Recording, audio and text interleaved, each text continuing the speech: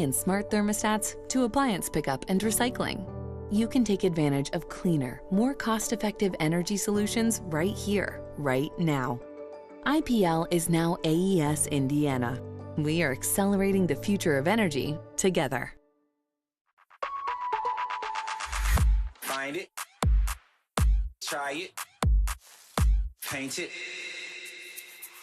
love it. Find it, try it, paint it, love it. Find it, try it, paint it, love it. Find it, try it, paint it, love it. Find it, try it, paint it, love it, love it, love it, love it.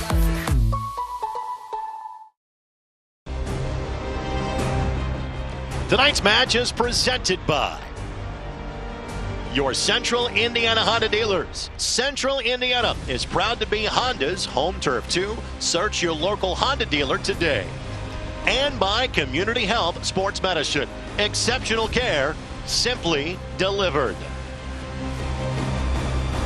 Let's get you right to our starting lineups. They are presented by your Central Indiana Honda dealers. Central Indiana is proud to be Honda's home turf as well. Some changes for the Indy 11. Again, third match in 8 days. For just the second time this year, Sebastian Guenzati will come off the bench. Only player to have started every match this year is Aiden Quinn. He has been in round number territory in so many categories this year. Tonight, career appearance number 250 in the USL Championship. You stick around as long as he has, and it's like every time you put the boots on, there's another record going to fall. On the flip side now for Loudoun United, again, this is a team that for many years has been a developmental team for DC United. That is not the case anymore. There's still some ties there, but this is as young of a roster as we'll see. Players maybe you're familiar with, we've seen in other places. Tommy Williamson, former Pittsburgh Riverhound. Bryce Washington, we saw at Loudoun United a couple of seasons ago. Yeah, and a little bit far down the table right now. This is a critical game for them to stay alive. For Loudoun United, they have just 6 matches remaining after this one. For the Indy 11, they are down to 7. After tonight's home match, just 3 remaining in the regular season. The boys in blue are back on your television screen. We thank you for joining us on MyIndyTV and ESPN+. Second and final meeting of the season between these two squads. Indy, one of their 7 away wins this year. Game at Secra Field back in early May, a 2-1 victory for Indy. Indy unbeaten in their last 4. They had a 3-match winning streak halted with the 0-0 draw against Memphis on Wednesday night, but that was a draw that felt like a win, given the fact Indy played a man down for 50 minutes. Dees Pay could not get there. Williamson now will have a look. Left foot slides it by, and Loudoun United in less than 45 seconds get the game's first goal. Wow. Unfortunate hop, just gets caught up under Diz. So it is Tommy Williamson gets his 5th goal of the season again. Dees Pay just didn't hit the ball that he had hoped to. And so Indy will be chasing this one early, but frankly, Brad, we felt this was one where there would be kind of goals aplenty in this contest. Yeah, I just got done saying how critical it was for Loudoun. This is equally critical for the 11 to stay in that position where they got a cushion before that final playoff spot. Last year, Williamson played in MLS Next Pro, scored 9 times for Minnesota United 2. We saw him in Pittsburgh in 2021. He scored 6 times for Bob Lilly's team. So Indy will chase this one early.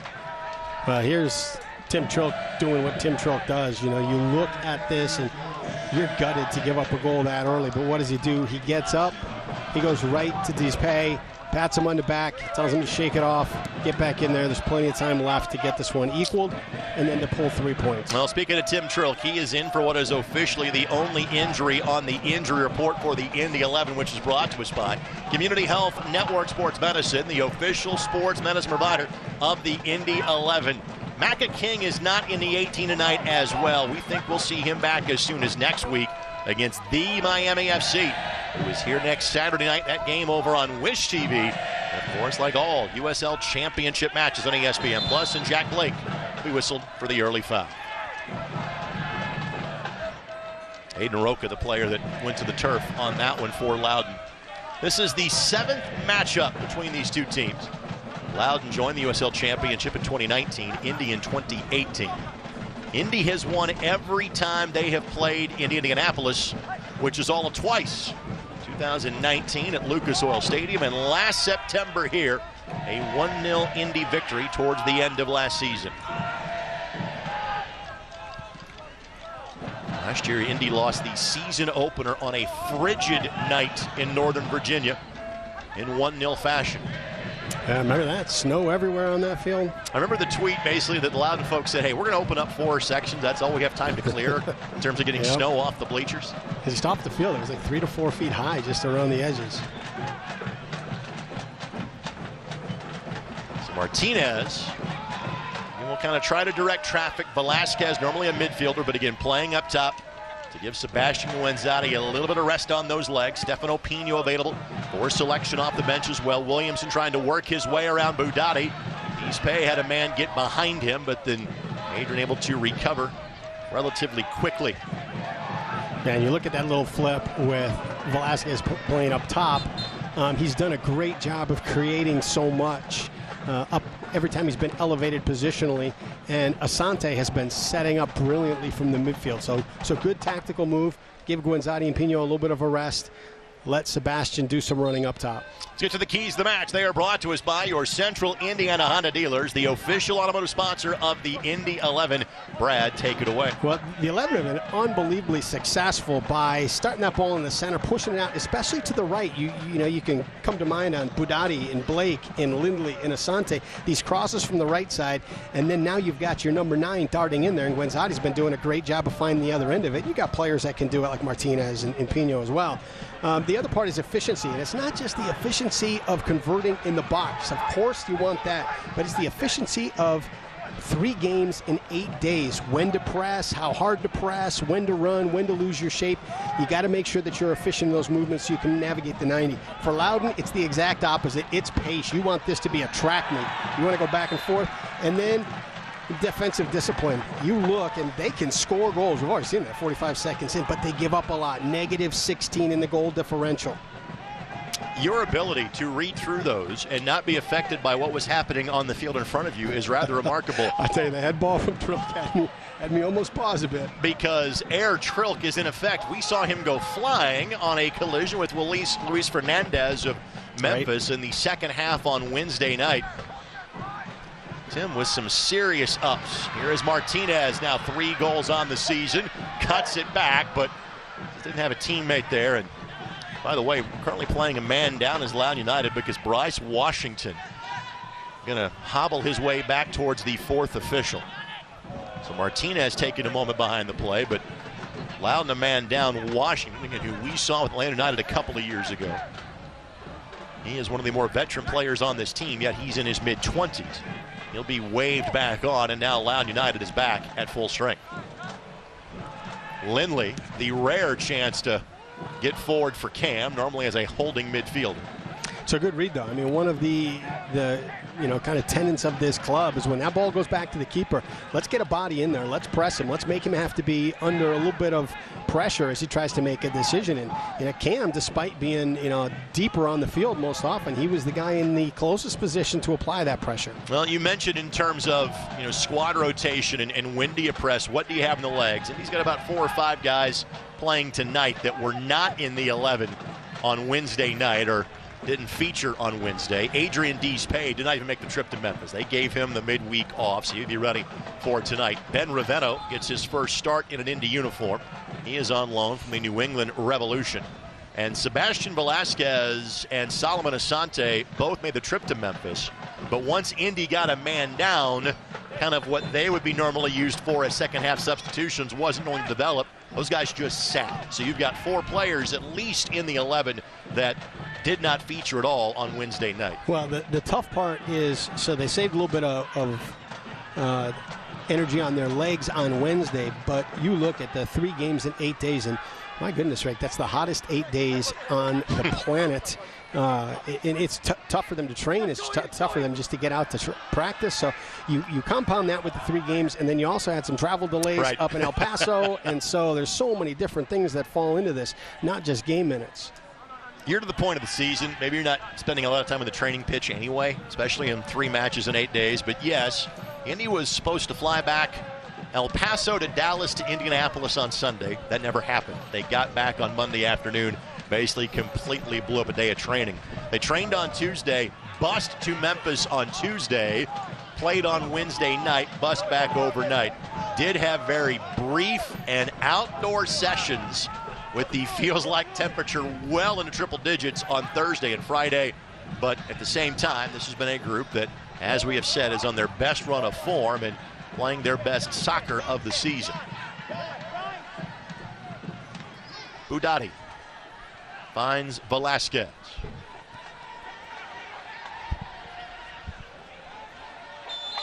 And that'll be a foul whistle against the Indy 11.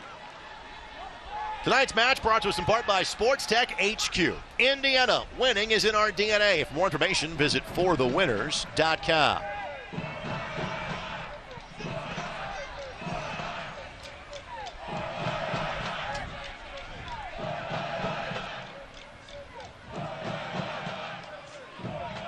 Here's Williamson, the goal scorer.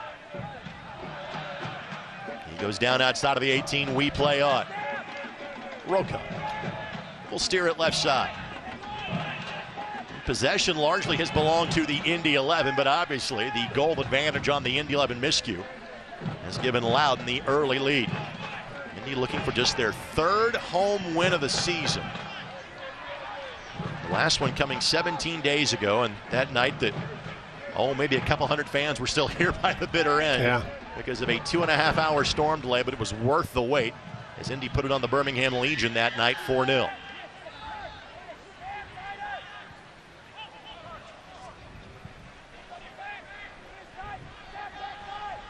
Hey, it's good ball movement. They're finding targets up top, collapsing Indy around the target, and then looking at moving that ball quickly touchline to touchline. And as soon as you said good ball movement, then there was an errant diagonal ball that was not close to anybody. Roca was the closest player to it. Broadcaster jinx applies to the analyst as well. That's still part of the coaching jinx that you carry with you. Every time you say something or think something, it just blows up. It was Cole Turner you saw on your screen a moment ago wearing the captain's armband. He actually played for Mark Lowry a couple of years ago in El Paso while on loan from the Philadelphia Union 2. Here's Asante. Asante goes the turf and draws the foul. The player that fouls him is Abdul Kawanda, one of 3 natives of the Ivory Coast that play for this Loudoun United squad. This is just his 5th start of the season.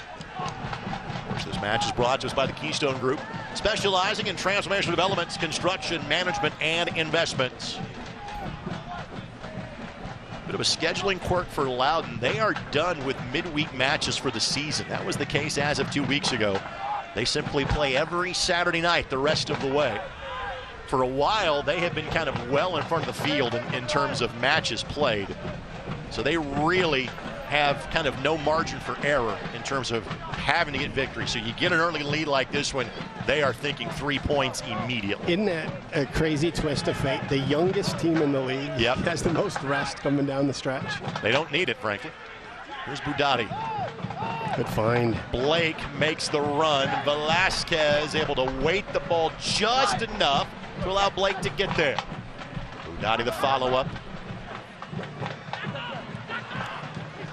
Velasquez digs in but could not track it down. Yeah, that was tough. When that head ball came up, Budati goes up to win it, but you had 3 in the 11 players in the vicinity, and nobody, spread out through the box to give him options once that ball was won. Even though the remaining schedule is easy in terms of the traffic, if you will, for Loudoun, it is most difficult in terms of whom they are playing.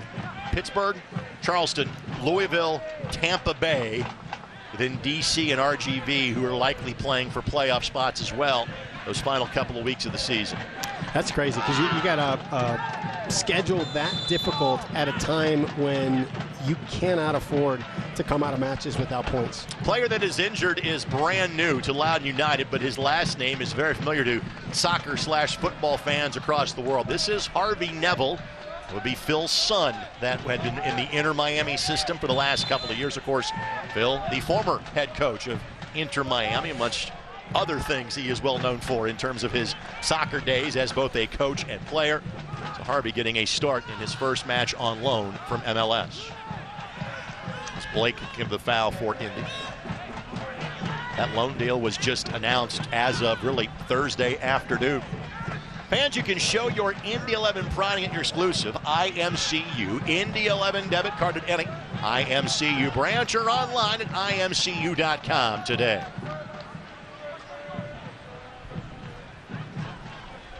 All right, 4-1-4-1. We don't see this formation very often.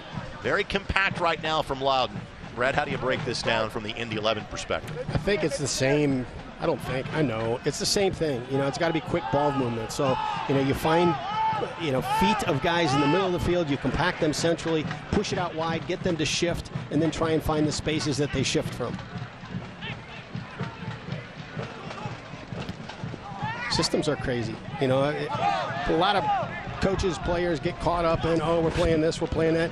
Every one of them is different. You can play a 4-1-4-1 1,000 different ways based on the responsibilities you give each player. So the tough part is when you say, okay, we'll play a 4-1-4-1, that's going to fix everything. Well, you know, let's take a look at the skill we've got in each one of those spots and what are the responsibilities we're going to assign to them.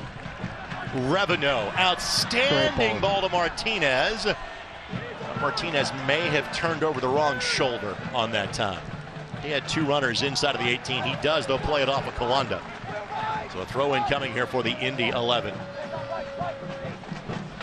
And Revenue has appeared as a sub in a couple of matches. We saw Revenue play for the Birmingham Legion against the Indy 11 back in mid-June. Our first chance to see him in an extended version here. Boudadi couldn't slide it through. Neville got in the way. Landry cutting onto it for long. Here's Quinn. Just trying to find a window. Yeah, great job by Loudoun just to jam up the space. Asante looking for a sliver of space. Quinn. My goodness. Every time the ball leaves his foot, you assume great things are going to happen. Aiden, of course, part of the 50-50 club in terms of both goals and assists. The two members of that club both reside on the Indy 11 roster. They're both playing the midfield tonight. Solomon Asante is the other. And we will show you a snippet of a long-form interview you can find on Indy 11 social media in terms of those two guys both, well, simply put, being amongst the best 10 players in the history of this league. I was looking at it today through the game notes. I think it was 2019. Solomon Asante, 19 goals and 17 assists. It's like what some teams do. And they were teammates for one season with Phoenix Rising in 2021. They have played together before. Quinn is relacing a boot, as you can see right in front of us. So hence why Indy has kind of stepped on the brakes for just a matter of moments. Quinn, a player worth waiting for. And now that he is backing upright, Indy is back on the attack. Blake. Asante. And Asante went to ground, hoping for the foul, didn't get it. Williamson onside. Lindley helps to close him down. Good job by Dees Pay, and Williamson, professional jersey tug there, no doubt about that. Mishak Jerome knocks this ball forward to Solomon Asante. Martinez works behind Washington. And Douglas's first thought is to kind of hold up and wait for his teammates. He's got such pace to be a couple times you'd like to see him turn that other way. And that will be a corner kick. Our first corner of the match. It is brought to us by Wilson Kehoe Winningham here in the 17th minute. Martinez now up to 3 goals on the season. He got one in El Paso in the 3-2 win that meant a lot to that man. And Mark and I have talked about it each of the last 2 weeks on Soccer Saturday. He was as professional as you could be, saying, hey, I wanted to win the game, but I will always have a special place in my heart for El Paso, Texas. The 3 years he spent there, clearly very special to him. And you can hear in the broadcast how much that city loves him as well.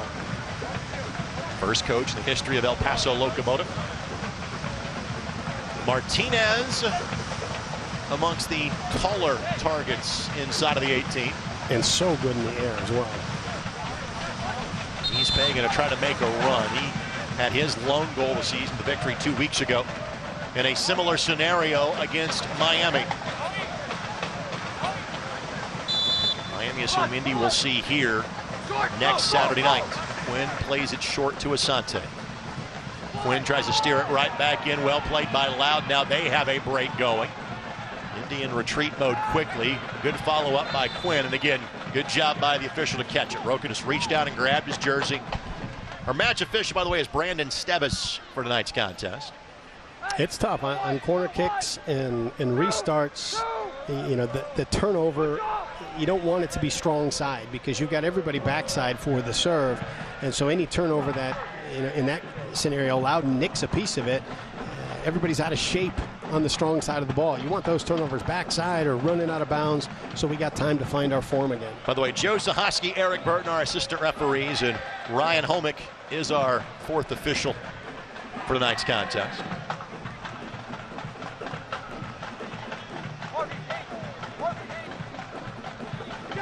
Lindley wearing the captain's armband, the native of Carmel, graduate of Garin Catholic High School.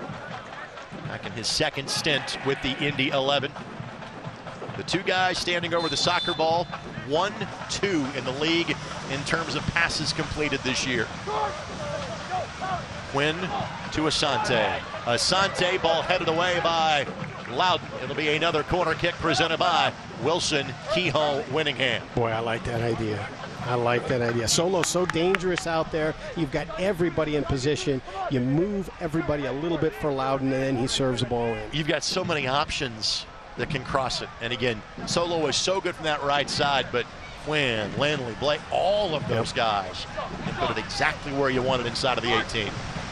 It's Quinn that sends it in. Bending ball that the keeper and Jackman could not get to. It's ruled that Dees Pay touched it last. It'll be a goal kick coming for the visitors.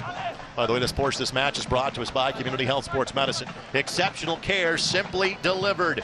Dane Jackman about ready to hit the reset button. First, let's take a look at the latest corner for Indy. And Jackman got just, I think he might have got it last. For Jackman, this is his 13th match play of the season. He and Hugo Farreau have split time more or less for Loudoun this season. Dane played at University of Pennsylvania in the Ivy League. Williamson. Mishak Jerome steps in the way.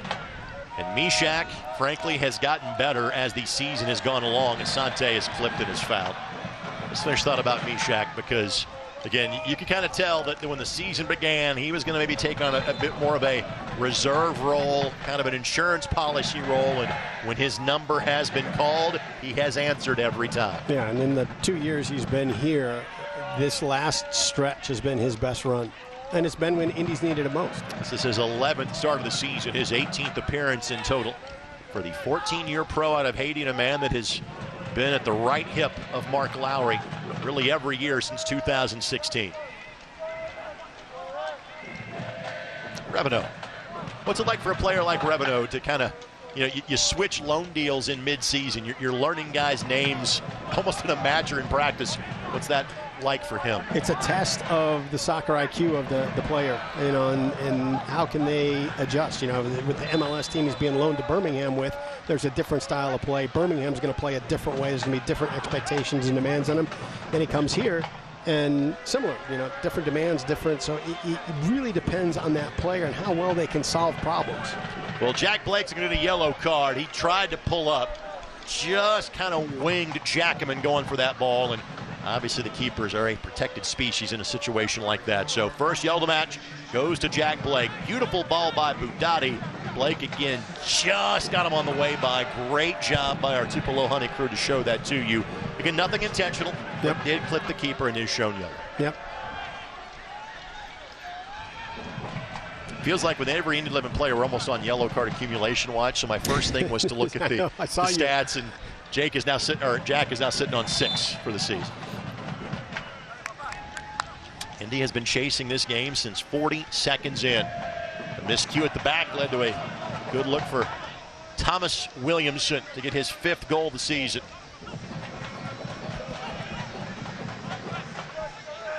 Invaluable if you can scratch one back before the half. It just changes the whole feeling in that locker room. Of course, this match is brought to us by your Central Indiana Honda dealer. Central Indiana is proud to be Honda's home turf, too. Indy has a 6-point cushion terms of where they are sitting in the 7th position towards the 8th and final playoff spot. That's been the result of what they have done these last 4 matches, as Blake has whistled for the foul again, and Neville draws it.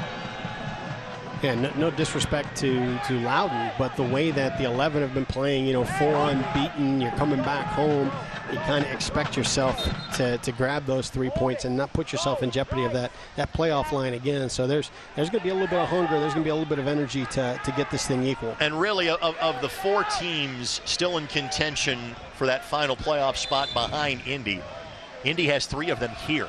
They have Loudoun, they have Miami coming in next week as Neville's service is a bit short. And then the home finale comes against Trevor James and Detroit City on September 30th as they try to make the playoffs for a 2nd consecutive year since joining the championship from Nisa.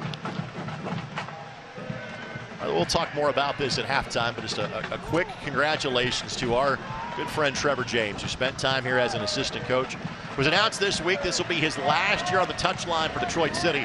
He will move to a sporting director role at DCFC, and Trevor, as he always does, will knock it out of the park. So good luck to you, Coach. Revenue. Martinez has Blake to his left. Good job to close out there by Kawanda. But for a 3rd time tonight, we have ourselves a corner kick, and they're all brought to us by Wilson Kehoe Winningham.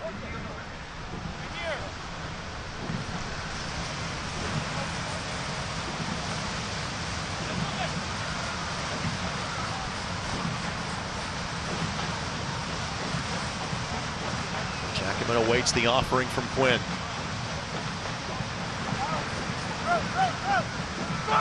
Ball sent in. Deespay got there. I got a problem I don't think you or I ever had. He was literally in the air so long, he was not sure what he was going to do.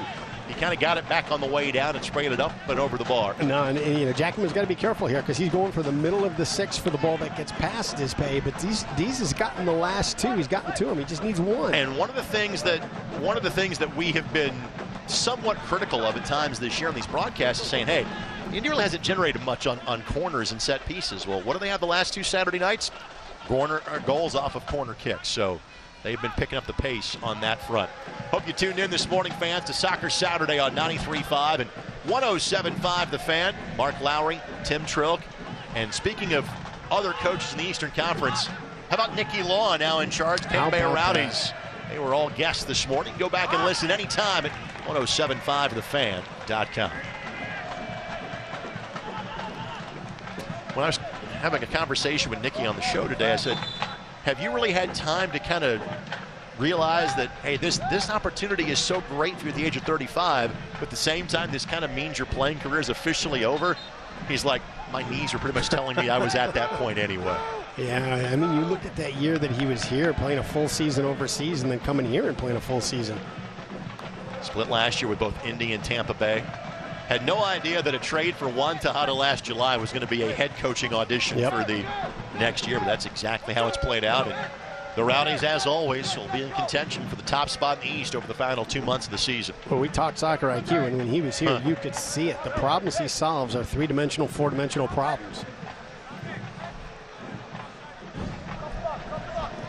And you expect this to be Quinn. Sends it in and looking for the back post, and how about that bit of skill? The confidence to have the ability to head that up and over your own keeper and the bar from Bryce Washington. It is a well-worn path to the corner flag. And you know the refrain by now. It is brought to us by Wilson Kehoe Winningham. Here, take a look at the last 2. Deespay has cut in front. Jackman has gone straight to the 6 to play the ball as though it would get past him. Ball sent in, and again, that was Williamson that got to it first. So make that corner number 5 of the opening 27 minutes for the Indy 11. You also talk about Deespay. I noticed on that time, and this time too, Washington is man marking Deespay now at this point. And Washington got there first. Trilk's available all the way back at the center circle if needed. Lindley thought otherwise and drops a dime for Velasquez, and then Velasquez has kind of had that ball roll up his back, couldn't track it down. And now Williamson gets behind Jerome. Williamson tries to cut it back. Mishak, exceedingly well done. Mishak shaved off a few years on that one. And then what a touch by Dees Pay. And now Indy will try to go from defense right back to offense. That ball is touched by Kawanda. He clobbers his own keeper. Oh my goodness. And then Martinez puts it in the side of the net. Oh my goodness. Martinez could have walked that one in. Loudoun maintains a 1-goal advantage. And the crazy thing in this game, not this game particularly, but this game of soccer, is that sometimes when you give up a goal off of a mistake, you get the opportunity to equalize with the same time, and just the soccer gods, they just balance things out. Exceedingly well done by Jerome. Fantastic work by Mishak. I thought he was turned 2 or 3 different times. And if you're Martinez again, hindsight's always 20/20. You know, we see the entire field. He's focused on, and it's got to give this a touch, and it's in the back of the net, but would have walked that one in. Well, you know, moments like that, you take a look, and it does one of 2 things to players. It either ignites a level of focus where they're saying, look, I'm fixing that, or it crushes them. And I think Dougie's strong enough mentally. Yep. Agreed. Kawanda. And that's going to be deemed to be, I believe, a high boot that Martinez played that with. I don't think it was an offside flag that went up there. I got some Virginia-Indiana trivia for you for tonight. If the back and forth action ever stops, yeah. Seemingly goal chances are coming pretty fast and furious at this point. And you know, we talked about it in the keys to the game. That is what Loudoun wants. They want it to be a back and forth, up and down game. Good ball. Martinez, yeah, he held up for a second because he knew he was off. Flag went up as if he was going to play it. Now a whistle on the foul against Blake. But the flag went up and then went right back down because Martinez made an effort there, but never touched it. But it's funny, you mentioned the back and forth. You know, we've been around Mark Lowry now for a couple of years, and there are certain kind of code words that you can hear. And when he basically refers to somebody playing a proper game of football, that means they want to get up and get going, because that's exactly how the Indy 11 want to play. Yep. But now might be the time for said Virginia, well, Indiana what I was going trivia. to tell you is I got 3 for you. I got one in NASCAR, I got one in bowling, and I got one in the NFL that relate Virginia and Indiana together. But I forgot my notes, so there's a really good chance I'm going to misask the question and set you up for failure. Okay. Which one do you want? Let's go with the NFL question. Okay. I'll tell you, let's see what Jack Blake does on this one first. And we'll see how it goes. Velasquez, Martinez heads it over to Asante. Asante has a hit. Wow. That one goes up and over. Trivia time is now, my friend. Okay, so this middle linebacker was born in Virginia. Yes. His tie to Indiana is on a Monday Night Football game. He broke the leg of a former Notre Dame quarterback. Lawrence Taylor. That is correct. That's a really. I was trying to disguise it a little bit. It's a very famous incident, but it's also a really loose tie to the state of Indiana. What do you mean? Heisman went. He renamed himself to fit the Heisman. Correct.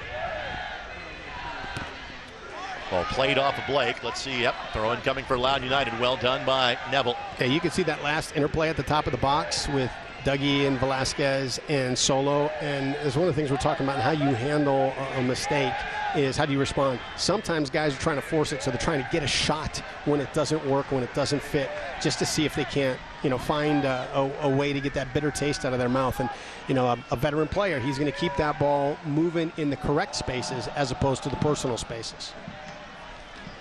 Lindley. Good maintain possession. Landry. Williamson flags up. Offside against Loudoun United. Let's thank our friends, the Morales Group. Staffing agencies, fine jobs. The Morales Group, we build futures. He's dangerous up top. Yes, he is. Holy smokes. And if you're a 6-goal scorer, for a Bob Lilly team that plays a lot of 1-0 games. He had my attention a couple of years ago. He played at MLS Next Pro a season ago. But like all of these players, so young. Most of these kids are maybe a year, 2 or 3 removed from being college soccer players on this Loudoun United squad. Just 24 years of age is Williamson. Played his college soccer at Cal. Jerome Asante. A good touch. Velasquez inside of the 18. Velasquez is trying to set it up. Wanda, great job just to get in the way. Looking for Martinez, and again punched out. Not by Jackman. Indy seemingly has been on the doorstep for some time. Asante, Martinez. Couldn't keep it at his feet. It's got to be a quick trigger. And Indy's got weapons like Wenzati and Pino available off the bench tonight. You would think they would be seeing time in the second half. And that'll be a corner kick off the boot of Neville. Corner number 6 for the Indy 11. Who's it brought to us by, Brad? You don't think you can get it right? Let me handle it. Wilson, Keogh. Read the screen. Winning here. There you go. Good job. There we go.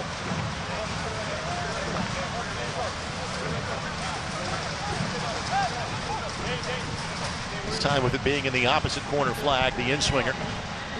Coming from Cam Lindley.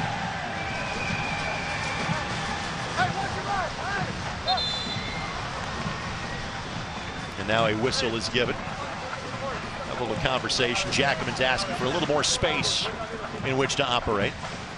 And this is one, too. Here's a great equalizer with Martinez is so strong in the air. With everything that's unfolded here in the first 30 minutes, expect him to be a hawk for this ball. Sports This Match is brought to you by the Keystone Group, specializing in transformational developments, construction, management, and investments. And again, the whistle goes.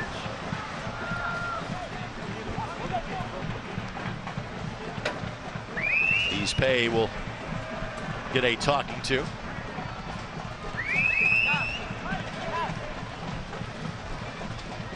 Whatever momentum this match seemingly had has evaporated at this near side corner flag. I like that thought. That ball back to Budati. Maybe he has an entire half of the field where he is currently unmarked. You start filing things away in the future, and how good Aiden Quinn is on with his left foot. You get another one of these in the second half, you may want to flip the two. Conversation concludes for now. See if the third time's the charm to actually get this one off. Lindley sends it in, goes all the way through, and never lands in a dangerous spot for the Indy 11. Let's see if Budati recycles right back to Lindley. He does. Lindley looking to switch sides of the attack. Cole Turner gets there. And we'll punt this one towards section 109. Throw-in coming for Rabineau of the Indy 11.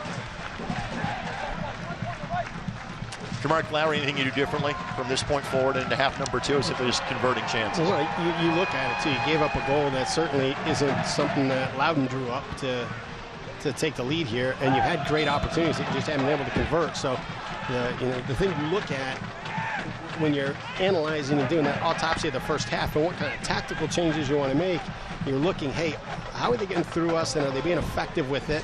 And you want to sharpen up a few things, because they are finding that space for the target, and then are we creating dangerous opportunities? And the answer to that is yes. Indy 11 is proud to partner with Overdose Lifeline during tonight's game to bring recognition to Overdose Awareness Day on August 27th at the Indiana State Museum. Remember, lives lost to substance use disorder. To find out more, please visit overdoselifeline.org. Budati.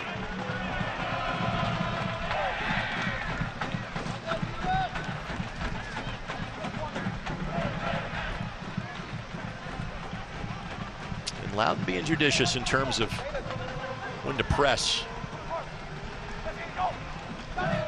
Ball to Budati.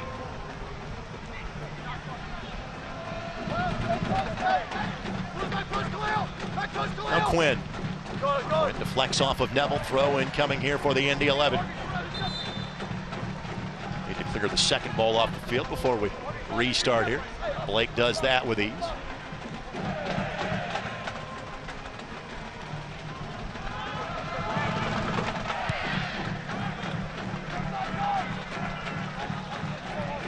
Jerome getting the call after playing a good chunk of Wednesday night. And then when Callum Chapman-Page picked up that yellow, he knew he'd get the call again tonight.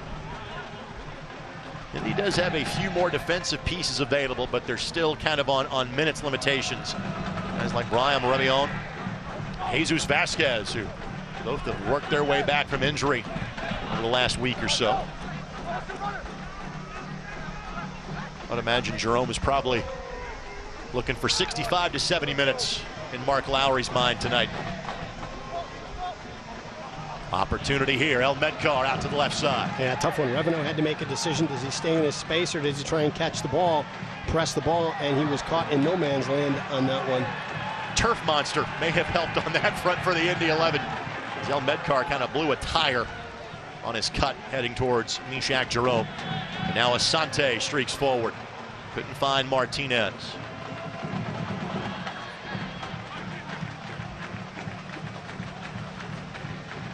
Not that Indy has been unwilling to attack in half number one. But again, there's a couple of more cards to deal from the deck for Indy in half number two.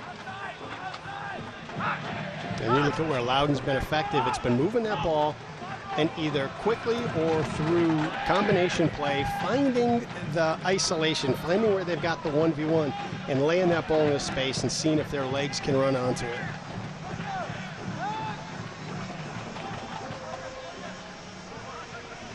Landry.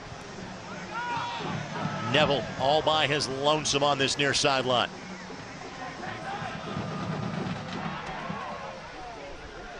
Good job by Williamson to stay onside. Neville's been impressive.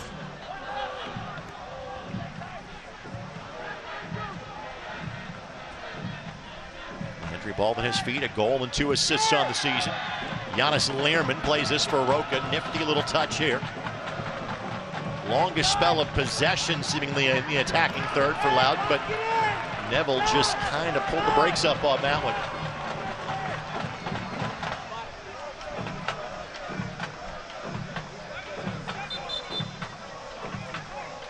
And Budati told to give up a few yards of real estate before he tosses that one in.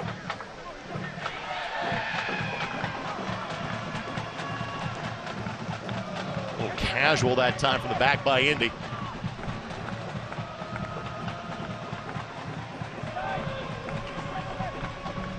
Maybe see kind of the wear and tear of the week, starting to kind of zap the legs of the Indy 11 here late in the half. That's always an indicator when the line of pressure drops, the runs aren't quite as crisp, the ball might be weighted incorrectly or to the wrong foot. Final 5 minutes of the first half are brought to us by Sherwin-Williams, official paint sponsor of the Indy 11. Sherwin-Williams is the partner to the pro. Tim Trilk swallows that one up. Big indicator of fatigue too is the guys diving in as opposed to holding, because it's so difficult to contain play. I would imagine this is a match where the Indy 11 use all 5 of their subs in the second half. And the weather tonight isn't exactly cool. It is cooler than it has been all week. Landry able to withstand the challenge of Quinn, but Asante going to be shown yellow for his effort. So second yellow of the half for the Indy 11. Blake sitting on one, and now Asante as well. Solo, just his second yellow card of the campaign. Yeah, I saw you go right to the sheet. I was wondering.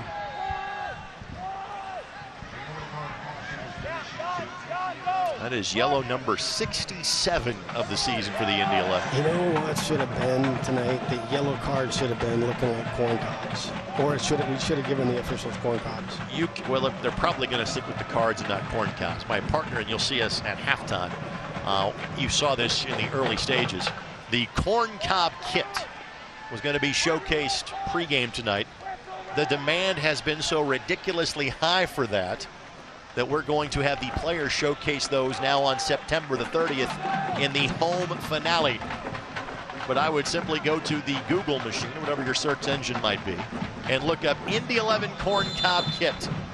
And I will talk more about this later in the broadcast. Neville Sends it in, looking back post, and Eastpay does not take a chance. He'll simply steer that across the end line for a corner kick coming here for Loudoun United, which that too was brought to us by Wilson Kehoe-Winningham. Yeah, it was a good ball, good serve, and then, nice touch to put it back across the middle. So much traffic that Trilk's unable to get a clear line to it. And has to have a defender clear it off.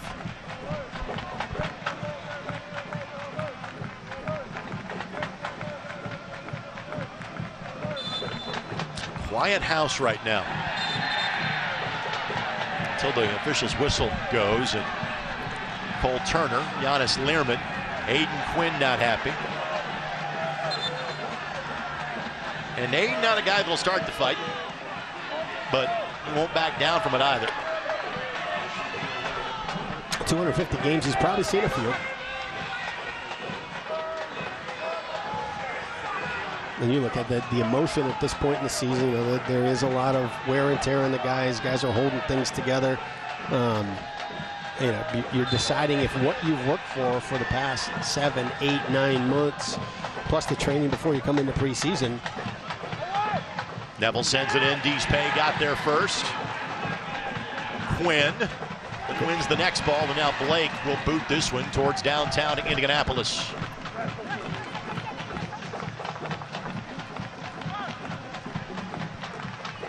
I think we're looking at least a couple of minutes of stoppage time. Given a goal, a couple of yellows. We did not take a hydration break in this first half. Trump will step on it to let Indy reset for a matter of moments.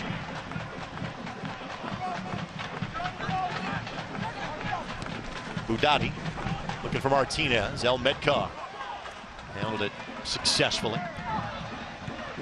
El Medcar played his collegiate soccer at the University of Kentucky as Quinn is fouled and shown a yellow, and that on Landry, according to the league notes, is his 11th yellow of the season, which means he has to sit the next 2 matches for Loudoun United. Heck of a move by Quinn.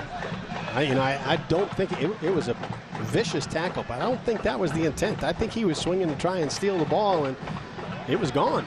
Our fourth official has shown there is just 1 minute of added time. So 1 minute will be added on to half number 1. So if Indy wants to get something done here, they have to work quickly. Here's a look at the first booking of the half against Loudoun. Quinn takes 1,000 pictures in his mind before he delivers the ball to Sebastian Velasquez. Quick glance at the wristwatch by our referee. Looking for Quinn, but Jackman got there in time. And he'll slow things down. His head coach, Ryan Martin, reminding him the sidelines do the exact same thing. Ryan Martin has seen quite a few soccer games. His dad, legendary coach at Ohio Wesleyan, 2 national championships. I think they've got a record 45, 46 straight NCAA tournament appearances. Just an absolute program of excellence and consistency. And Ryan grew up in that atmosphere, watching it, watching how all of the sausage was made, and all that good stuff. Well, for Loudoun United, they've got a 1-goal advantage. They have carried that for the last 45 minutes. They scored in the opening minute of the match, a Tommy Williamson goal. They're taking advantage of a miscue at the back by the Indy 11. Again, expect to see some of the pieces move on the board for the Indy 11 in half number 2. This is their 3rd match in 8 days. Stay tuned. Halftime show from Indianapolis comes your way next as you're watching Indy 11 soccer on My Indy TV and ESPN+.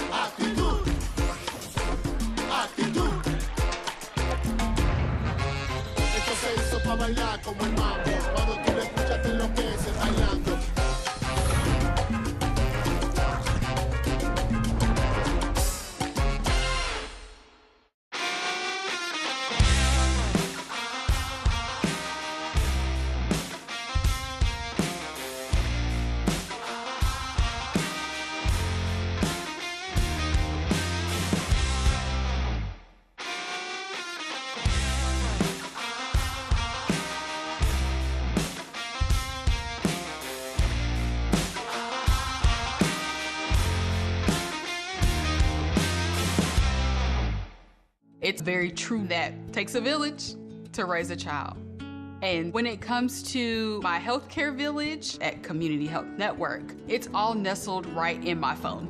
Accessing healthcare is the ability to be connected with your provider and ask a question when you need it. I feel like when I'm meeting with a community nurse practitioner or doctor, they're tuned in to what is going on with me and the way that they can serve me best. Stand by me.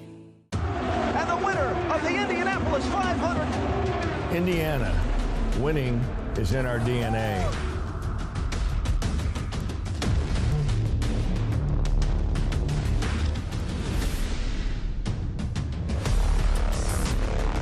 And we're winning the future with $22 billion in new business investment, building an economy of the future with unprecedented momentum.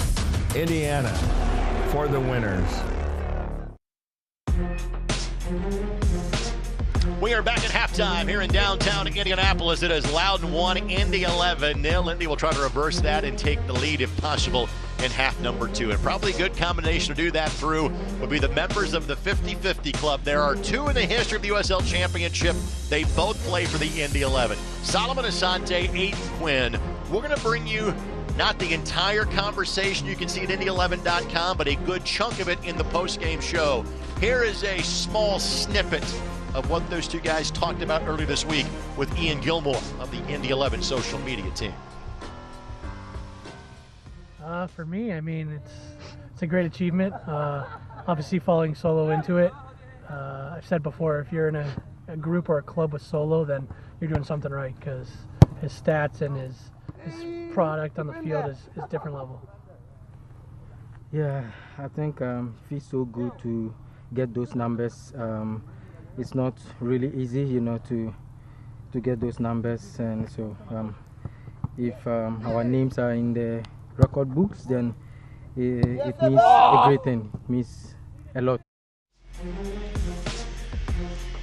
So again, you'll hear more from both Aiden and Solo coming up in terms of the halftime show. Now let's talk about scores elsewhere around the league. Frankly, that first result is one that helps the Indy 11. Right. Miami is behind Indy in terms of the playoff table. That match is at FIU. Rowdies lead it by 1-0. El Paso leading Hartford 1-0. Hartford largely the only team out of the playoff picture in the East. Charleston leading Memphis 1-0. That also helps Indy. Indy is trying to catch Memphis potentially for that 4th playoff spot. Well, you look at that Oakland Lou City one too. That is important because normally you don't think Lou City's not hosting, but they're right on that line as well. And to my partner's point, Lou City is in danger of not hosting a playoff game in the USL playoffs for the first time in their 9-year existence. So here's the way the math works out. If I had a telestrator, I'd draw that line between numbers 8 and 9, even though Miami FC is 12 goals better on goal differential. FC Tulsa has the tiebreaker over Miami right now, so FC Tulsa is currently in the playoff position again.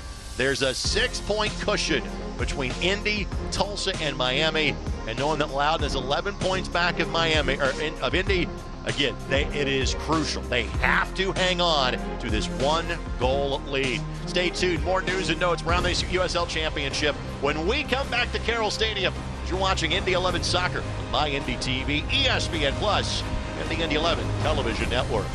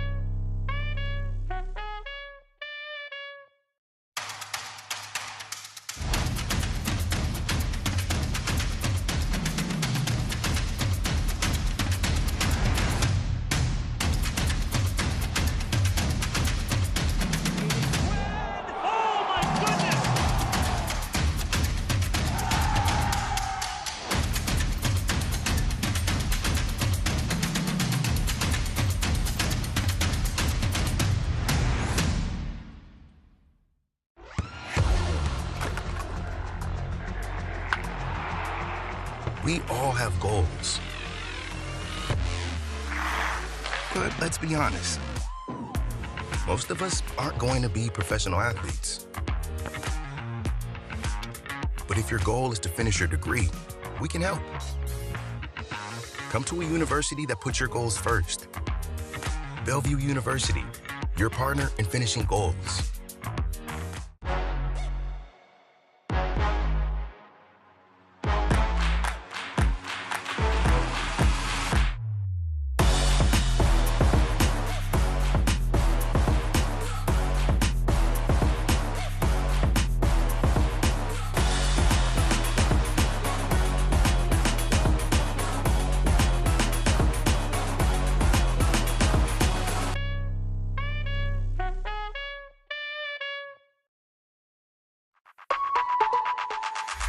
Find it, try it, paint it,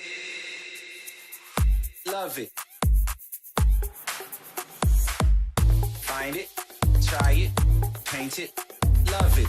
Find it, try it, paint it, love it. Find it, try it, paint it, love it. Find it, try it, paint it, love it, love it, love it, love it. Meet Chip. 30 years ago, he started a small business with a big idea. Today, there's a new building, a new fleet of equipment, and a new era of leadership. But we know Chip, and at Indiana Members Credit Union, we know he plans to keep growing, building business with the next generation. IMCU is here to help with secure and simple account management tools and commercial financing to grow business. Today, it's all about Chip. Tomorrow, it's all about you. Because at IMCU, it's you that matters.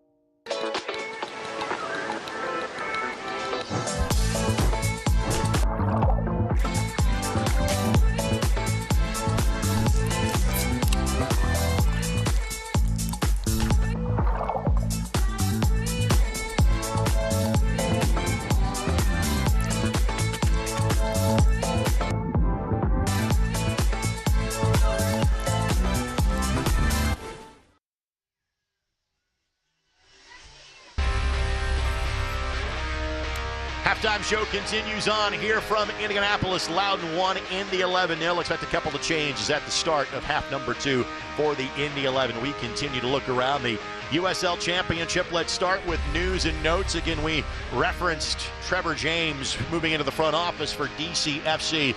News that to some degree stunned us, but you kind of understand big picture. We saw San Diego Loyal in here in early July. They had been a quality franchise from day number one, but sadly, Brad, this will be their last season in the championship. Yeah, and you could see it kind of developing. You know, once the MLS franchise was awarded there, you know, everybody talked a good game, but you know, you recognize even a city of that size, it's going to be tough to draw if you've got two pro teams in town. Orange County strikes again. Last year was Kobe Henry going to France. This year it is Correni Osundina that has been sent to Feyenoord in the Dutch league. Again, this pathway to the pros and this develop academy players for buku dollars.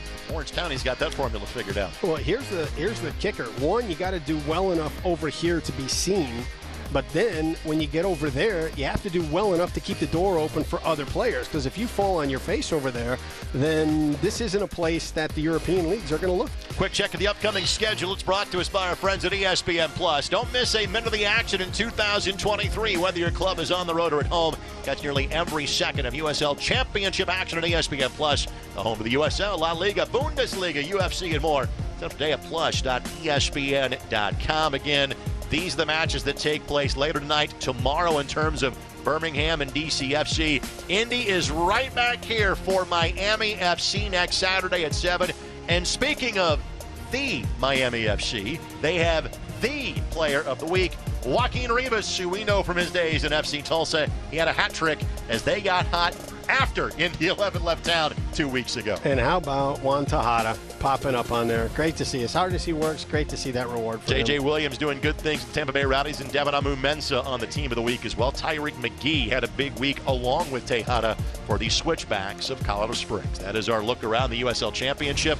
We'll take this quick time out. If time allows, we'll catch up with head coach Mark Lowry. But second half action is not far away. Indy chasing this one. Loudoun leads by a goal at the break.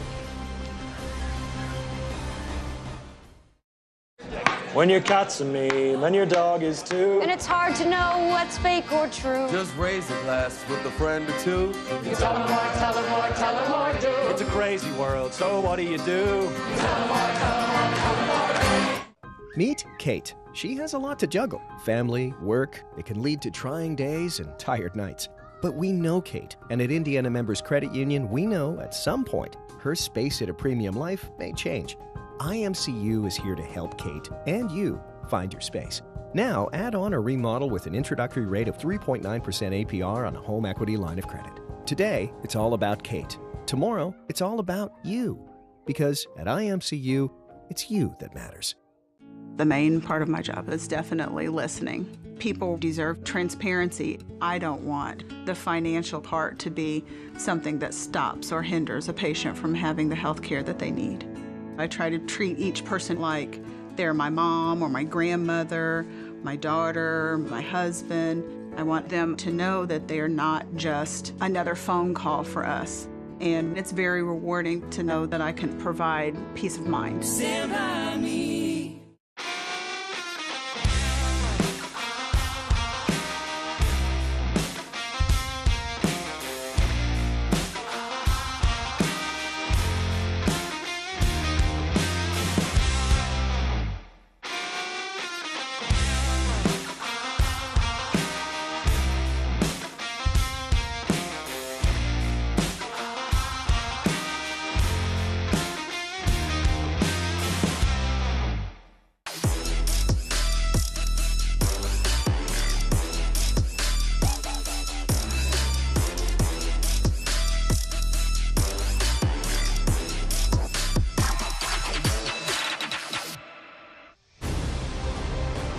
Mark Lowry has been patiently waiting for us during the commercial break. Let's get to him now. First of all, you're making a couple of substitutions, Coach. Robbie Dambrot in, Sebastian Guenzati in. What do you expect from those guys right after the start of the half? Just some attacking aggression. I mean, we put some great balls in the box. I don't think we had enough players centrally arriving, so Guenzati will help with that.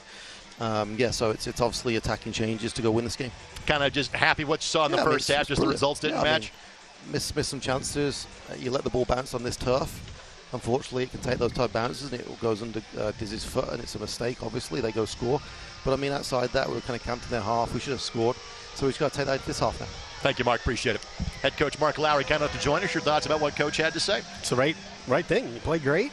You had opportunities. You just got to convert them. And I think the substitution with Guenzati, I like Dambrot as well, just the fight that he always brings. But you take a look at Guenzati and how he's been able to find that lane. You know, the couple diving headers, just darting in front of his defender, that time that he slid behind the defender and just got a piece and nicked it past the keeper. So he's doing a great job of finding the other end of that serve from the outside. Again, a reminder that Solomon Asante is 90 minutes fresh. He did not play on Wednesday night. Same can be said for Sebastian Velasquez, same for Adrian Dispay. We see Dambrot come back in. He played into the 72nd minute on Wednesday.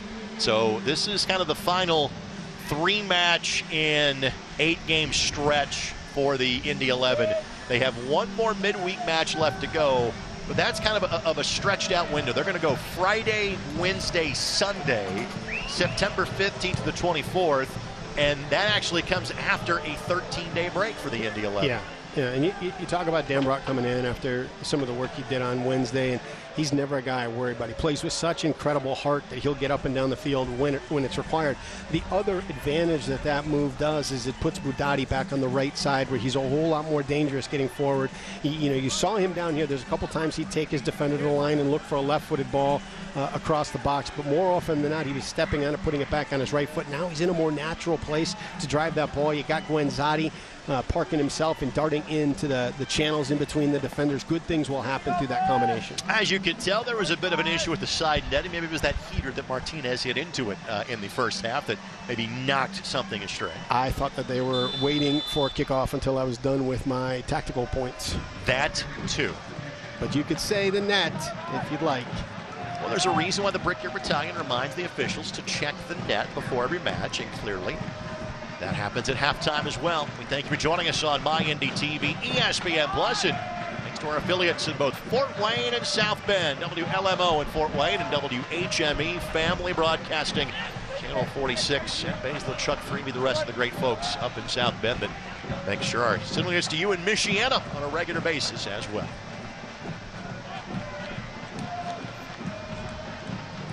No changes at this point for Loudoun United. Both teams with a full 18. Again, you see a recap of the substitutions. As always, they are brought to us by Jiffy Lube of Indiana. Jerome, Asante, but Solo couldn't get there in time. But again, he loves the ball from Meshach Jerome. Yep, lovely ball. And one of those ones, if it holds up just a little bit, you know, we've seen him do it. His hips aren't squared up, but he drives a great ball across the box. And when you played him, you played with him 25, 26 games, plus through training, Guenzati knows there's a chance that ball's coming. Guenzati now sitting on 7 goals this year. He's up to 66 in terms of his career in the USL Championship as he continues to climb the goals scored list. Opening 5 minutes of half number 1 brought to us by your Central Indiana Honda dealers. Central Indiana is proud to be Honda's home turf too. So it's your local Honda dealer today. And the great thing about those goals, those are not gimmies. Those are goal scorer goals. It's knowing where to be. It's knowing when to make that run. Too many times forwards get to the spot too early, and then that causes the defender to recognize them and mark them up. And he's just doing a terrific job right now of timing his runs and getting to the spot at the exact right time. Budati, speaking of timing, just got around El Medcar and thought he might give whistle for a foul and a bit of a shoulder tug, but he did not. So possession maintained by the Indy 11. Lindley surveys his options. Williamson makes the charge, but couldn't track it down in time. We obviously talk about things from an Indy 11 perspective, Brad, but from Loudoun's perspective, what, if anything, do you change up in half number 2? You've been effective kind of seeing how much gas Williamson has in the tank. You know, as when you get that turnover, is he on? Is he in an isolation or 1v1? And can you play it over the top, or can you play it into a channel for him to go get? And if he's not on, can you knock it around until you get a chance to find his feet? Budati goes all the way through, takes a deflection. That will be a corner. Just to rack those up. They are presented, as always, by Wilson, Kehoe, Winningham, and Robbie Dambrot with the ball in that draws the corner kick. Robbie has missed 2 different stints this year, but is back at full health. That is always a good thing for the Indy 11. And you and I were having this conversation off the air. You're going to kind of start seeing more of the starting 11 every night going forward for the Indy 11. Ball sent in. Cole Turner got there first. Jerome knocks it forward. Nothing comes of that. Now Martinez looking, has a man, Quinn, but they're going to rule a handball, but Quinn used his arm to help pull it down. Much to the disbelief of the Indy 11 bench, but you can't unring the bell now. Goal kick coming for Loudoun United.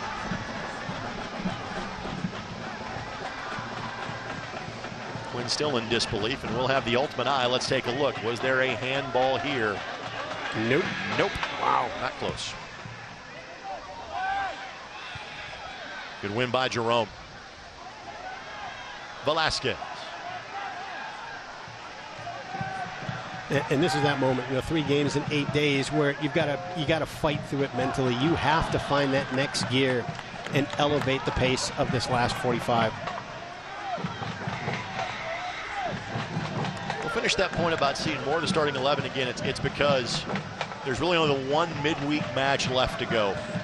And it's remarkable to think that after tonight's game, Indy is down to 7 matches left in this season. Again, Jerome, great read. And just a hip check. Guenzati squares up Washington to maintain possession. Lindley somehow finds Asante. Great job by Kawanda, though. Well outstanding done. work. Well done defensively. But again, the build-up is there. The speed of thought is there. Indy's doing the right things, just yet to cash in the first 50 minutes.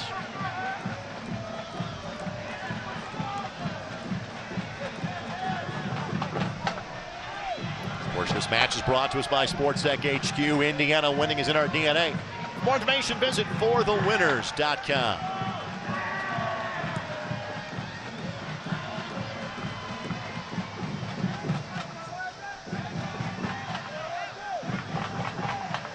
Opportunity here, 3v2 for Loudoun United. It is Landry charging forward. Lays it off for El Medkar. El Medkar has a hit. Wow. Bends it around the far post.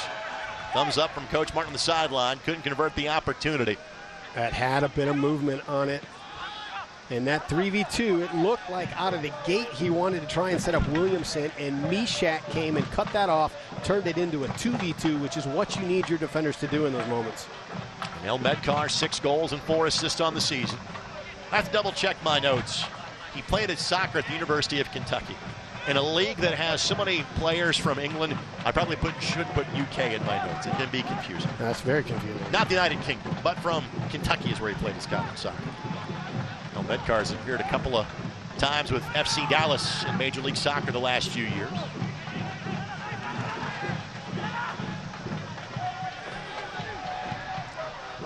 Of course, this match is brought to us by Community Health Sports Medicine, the official sports medicine provider of the Indy 11. Velasquez had Dambrot, didn't see him. Quinn making a run. Asante didn't have a window to get it to him. Let's put the ball on a string like he always does. Yeah, that's the tough part, is that, you know, he may not have seen him, but you have to know that that's the place you got to look. When the ball just comes from one side and you've got so many players over there, you don't need to see if you got a guy open over there. You just look in front of you. You see a whole bunch of red jerseys, a whole bunch of blue jerseys. You know there's a lot of space weak side. Kawanda may be the one player in the league that Asante has a height advantage on, watching those two guys match up with each other. Asante listed at 5'3", Kawanda listed at 5'4". There might be a bit of a program height on Kawanda.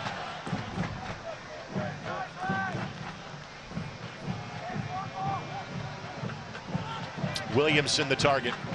Fantastic ball. Deespay and Williamson told pop up, not enough in that. Yeah, if that ball runs, I mean, it looks like it's running down on this side for Solo, and it's holding up on this side for Loudoun. If that ball runs like it's doing down here, he's in. He has 3 substitutions of which they can still use. And from an attacking standpoint, Stefano Pino immediately comes to mind. Budati. Able to work his way in. Budati! Wow. It'll be a corner coming. Wow. I almost thought Budati would have been better served going down on that contact. Yeah. He played through it. You always respect that. He's a warrior. That's not in the niche. But you take a look at this play. You know, he talked about, you know, the addition of Dambrot is not just impacting the left side, but it puts Budati in an area where he is much more comfortable, and you see him set it up. And little nutmeg gets through the space. Great opportunity. And that's one of the things when you're an attacking player and you got the ball at your feet and you've got a pressing defender and he's got no cover. You can see green grass behind him. That's the cue. That's the visual cue to say, hey, I'm taking it. That is Bryce Washington, the player that is down for Loudoun United. He's the player that headed that ball directly across the byline for yet another corner kick brought to us by Wilson Kehoe-Winningham. It's the second time that Washington has been assisted to the sideline tonight. Came to this league directly out of playing for Pittsburgh in the national semifinals against Indiana in May of 2021. Quinn sends it in, bending ball, and Deespay goes to the turf and had a wide open opportunity, just could not make contact, and again he took a tumble. So now Josh Frankham will race out to check on Deespay. That's 3 near misses. Yep. That's 3 near misses. Indy continues to create opportunity after opportunity. They've been cashing those in on a more regular basis as of late. Frankly, didn't create much in the way of opportunities on Wednesday, in part because they played for a man down for 50 minutes, in part because of the playing conditions in Memphis. These went flying. A little nudge in the back, and that's enough to knock you off your track. So when you say, hey, you got up there, but you didn't get a good piece of it, all it takes is just that little bump.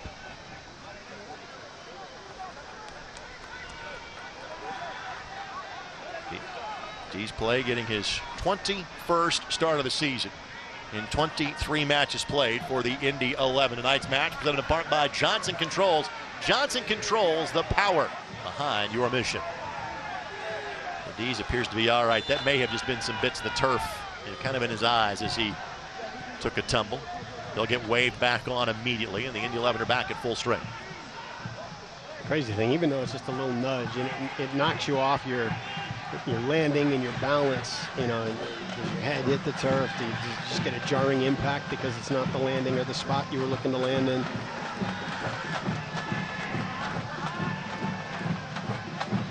Wenzati chasing everything. Just the second time he's coming off the bench in a match this season. Only has to go 45 in this one. The team's second leading goal scorer. And you see the gamble here with Indy playing with the high back line, pushing your back four up. And the reason that you're doing that is to compact things in the middle of the field so you can get pressure to the ball quicker in the middle and in the attacking space. But what it does do is it opens up the space behind you for a ball over the top or a ball through. That's a great thing about this game is you can't pick a strategy that is 100% foolproof. Every time you grab something, you have to give something else up. So what you're grabbing is more compaction in the middle of the field so you can get pressure to the ball earlier. What you're giving up is that space behind you. Now Medcar with the great read. Williamson now with Roca flying forward. Williamson likes to hold on for possession as of now. Now Neville. His first match in red with Loudoun United on loan from Inter Miami.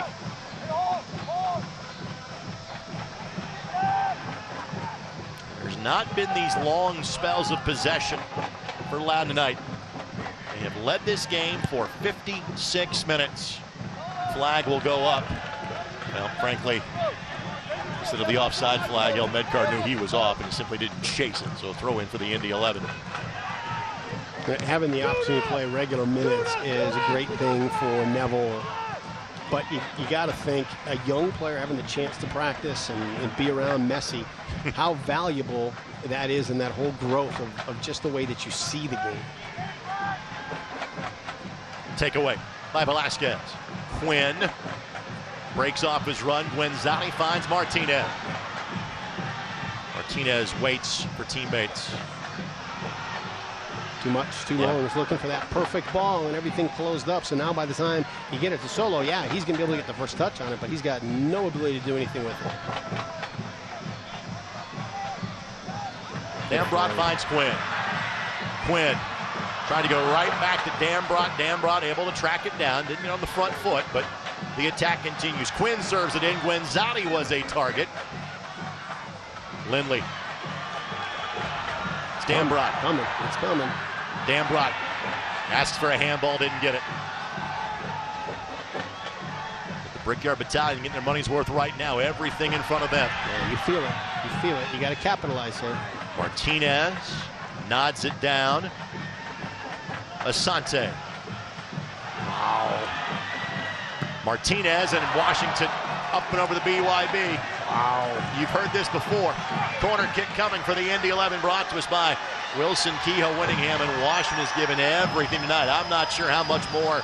Might be a TKO for Washington at some point in time as he is down on the turf yet again. I think that ball was driven in so hard. If your foot is not 100% locked, it jars your ankle.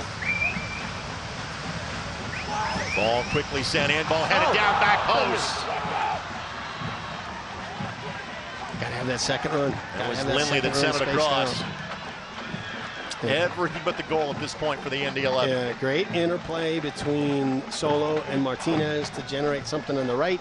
Great serve from Martinez, and tip of the hat to Washington. Great job by Loudoun to come and defend the front post on the 6 to make sure that Jackman can stay home. Of course, this match is brought to us by the Denny Companies, tearing down the past so you can build the future.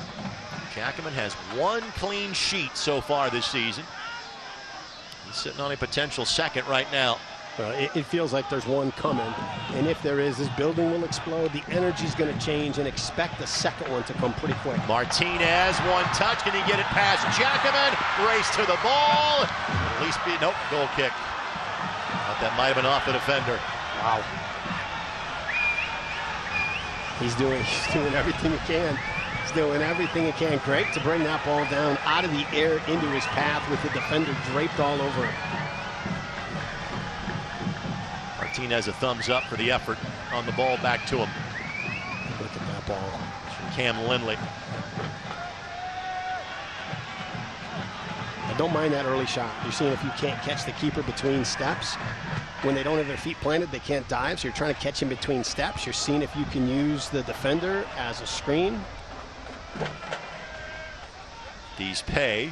Rockets that one all the way back to Jackman. And this is a result that Miami, frankly, all of Birmingham, Louisville, Memphis would cheer as well. But anybody underneath that playoff line right now, liking what they're seeing here with Loudoun. Loudoun currently in 11th place at 24 points, but 5 back of the last playoff spot.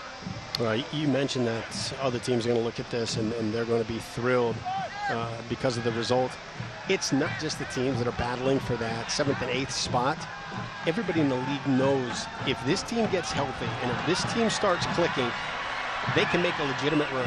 Velasquez, Guenzati, a stumble, a recovery. Ball sent in, somehow finds Lindley. Lindley, one touch. Can he get around the keeper? No. Jackman got there in time. Of course, this match is brought to you by the Keystone Group, specializing in transformational developments, construction, management, and investments. Well, they are knocking on the door, and Loudoun's got the deadbolt, the handle. They got one of those chains up there. Indy's just got to find a way to unlock things in the 18.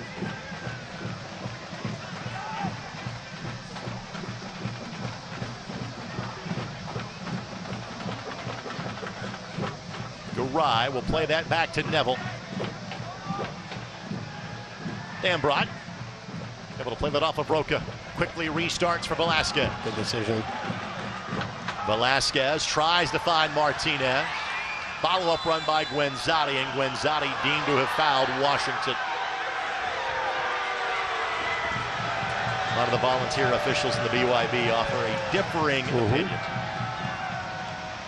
And to be fair, they had a good view, so they might be right on that. First substitution of the match, heading towards the 4th official. No, I think to be for right. Loudoun United. Jace Clark. And then just an errant distribution by Loudoun. Can ill afford that. I mean, you know, the moments that Loudoun has to get out of their defensive third and let a little bit of this game kill, give their back line a little bit of a rest is so critical. You just can't have those moments.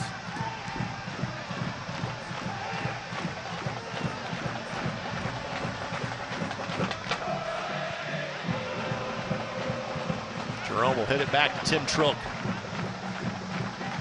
You know, that play is as much about safety as it is opening up some lanes and some channels. Sure. Seeing if you can draw Loudoun up, see if you can draw some openings to attack. Zadi works his way all the way back to the midfield line. No foul given on the contact from Turner, but Indy finds Dambrot alone on the left side. Dambrot sends it in. Martinez was the target. Good recovery by Loudoun to get back in the way.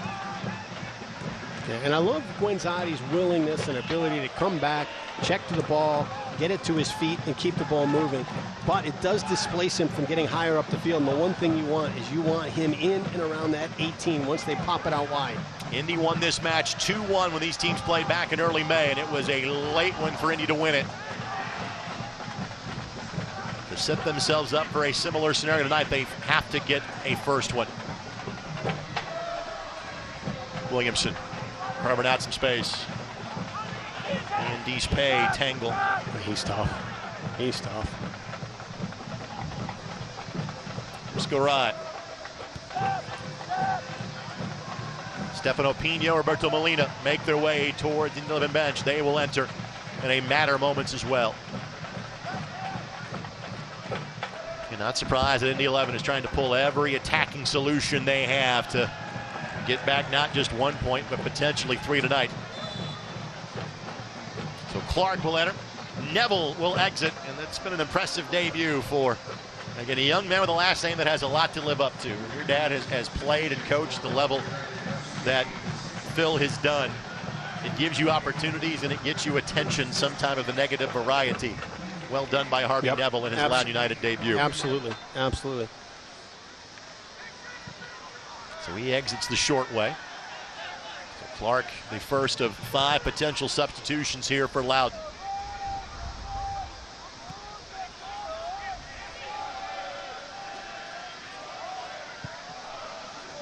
Jerome, Budati, well done by Kawanda. It's just enough to get in the way. Budati, again, rocketed away by Kawanda. And in Kawanda, this is his 19th match, but it is just his 5th start. He averages about 25 minutes a match, so this is extended minutes for him. Quinn. He's been great. I mean, the task that he's had is to handle the ball over the top to Solomon Asante. He's done a great job. Velasquez on the front foot. Knocks it forward. Guenzati. Quinn. Went to the turf and nothing of it, and not much of a demonstrative reaction from Quinn. It's right there. It's right there. You're loud and you just got to keep the ball. Clark will reverse pivot, go all the way back to Jackaman. Jackaman just skies this one. And that's going to be a foul against Indy, as the Loudoun player got airborne and deemed that Velasquez undercut him.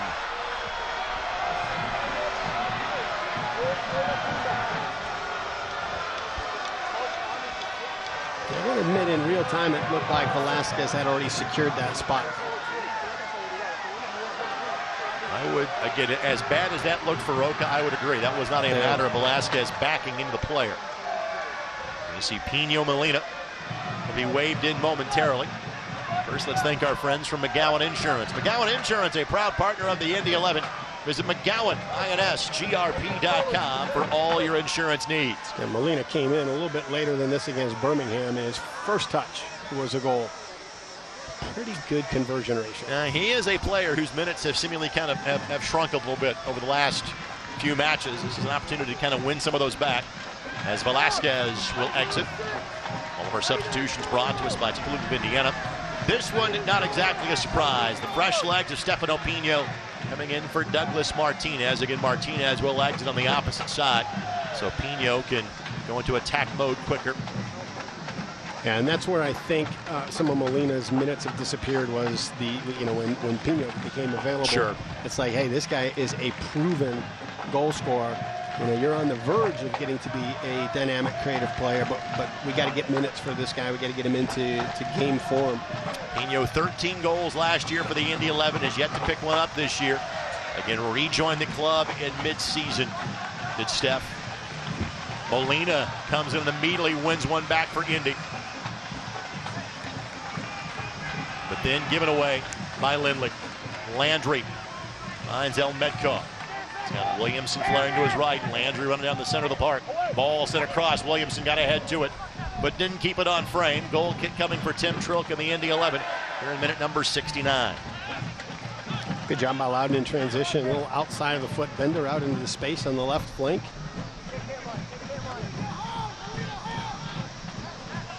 So Lindley now will charge forward. Other sub awaiting to enter for Loudoun United. Molina the target. Lindley hits him in stride. Molina's cross from Clark is blocked.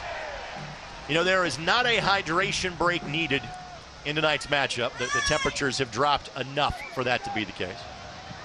Molina sends it in. Learman will play it out to the side. But if we had a hydration break, that would have been a great time for some mom water. Now you'll simply have to settle it's because the day ends in Y. Refreshing fruit-infused vodka water with 0 carbonation, 0 sugar, 0 carbs, and only 90 calories. Mom Water is the perfect game day drink. Founded in Indiana and a proud sponsor of the Indy 11. Please drink and enjoy responsibly.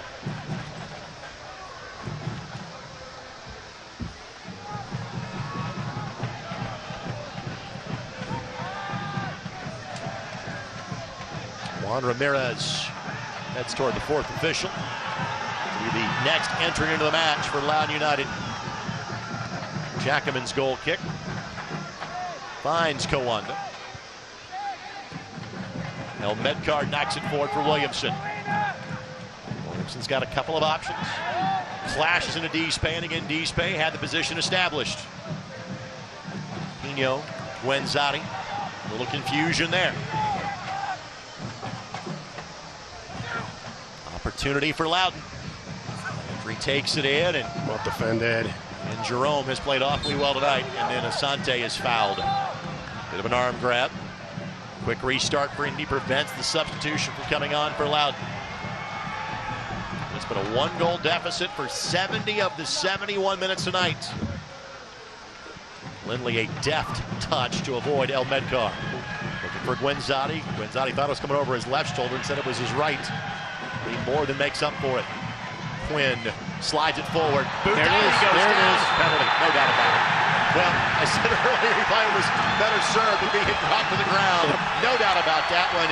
And I think I have an idea who the courtesy phone is ringing for right now for the Indy 11. It's what, going to be Cam Lindley standing with the ball on the stripe and then handing it to Aiden Quinn. Cam Lindley will play the role of Bundini Brown, hyping up Muhammad Ali. Rumble, young man Rumble, even though Aiden's not that young anymore. He is the leader in the USL Championship's history in terms of penalties converted. And if he makes this one, he will tie the Indy 11 franchise record in his 27th game played for the team. Again, you'll see Lindley holding on to it, but just wait a moment. Number 14 will start walking towards that spot. And deservedly so. That blind ball, he just trusted. He just knew Budati was going to make that run. The defender had to turn. Budati had a full head of speed. All Aiden had to do was lay it into his path. Wins 6 for 6 from the spot this year. Jackman has to deal with the league's all-time penalty taker and maker. In front of him, the BYB behind him. Aiden Quinn knocks it home. Aiden Quinn, you're the next contestant on scoring a goal for the Indy 11. Come on down. It's 1-1. Time to cue the smoke in Indianapolis. Now, watch this next 17 minutes. It's going to be at a feverish pace. You got the 1 point. That's nice, but you need 3 tonight. So, engine number 9 this season for Aiden Quinn. 7 from the spot, 2 from run of play. And again, he ties Ioze as the all-time penalty maker for the Indy 11. Io played here for 5 seasons. Aiden's been here for 5 months, and he's made 7 penalties this year. The difference is Solomon Asante. He gets into those dangerous spots and gets underneath a defender and makes it so difficult for them not to foul him. And now is there one more in it. A point is better than none for Indy, but 3 is what they were hoping for tonight. They're looking for a repeat of their 2-1 victory in Northern Virginia from back in May. The opportunities, though, have developed a bit more as of late for Loudoun. Here's one right here, and Meshach Jerome again. Unreal. Unreal. He seemingly is getting better with age. Now, he's a little bit gimpy coming up here, and again, there's 2 field player subs available, 1 spot left for Indy. And between Rebion and Jesus Vasquez, you would think Vasquez is the more likely center back solution. Jesus probably 10 to 15 minutes fit at this point, so Meshach's night could be coming to an end shortly. Well, the way he went down, you thought he dislocated a hip, tore an ACL, pulled a hamstring, and tore his Achilles. Chakaman out of the box. Guenzati legally bumps into him, and it turns into a throw coming up here for the Indy 11. Dougie Martinez turns to an assistant ball boy to get the attack started for Indy. Quinn, great ball. Back post, looking for Molina, getting it all the way through. I got to keep asking questions of the backside. And Molina sprinting back. Great hustle by Molina to turn Aiden Roca back towards the defense. Indy plays with a full 18 tonight. Missing 2 players due to injury. Missing 2 players due to a red or a yellow card accumulation in terms of Robledo and Chapman Page. Again, long distance ball. Here's an opportunity going down, and wow, trying to dial up the bicycle as he stumbled that time was Stefano Pino.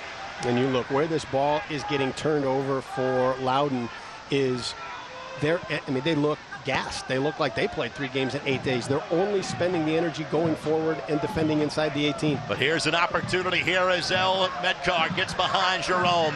Trilk tries to close him down. Better ball by Dees. Not only does he stop the shot on goal, he gets the corner. Throw-in coming for Loudoun United. And that's where Indy can get the game winner here, is in transition. You're not having the same kind of spark that Loudoun showed early on. Of course, this match brought to us by your Central Indiana Honda dealers. Central Indiana proud to be Honda's home turf too. Search your local Honda dealer today.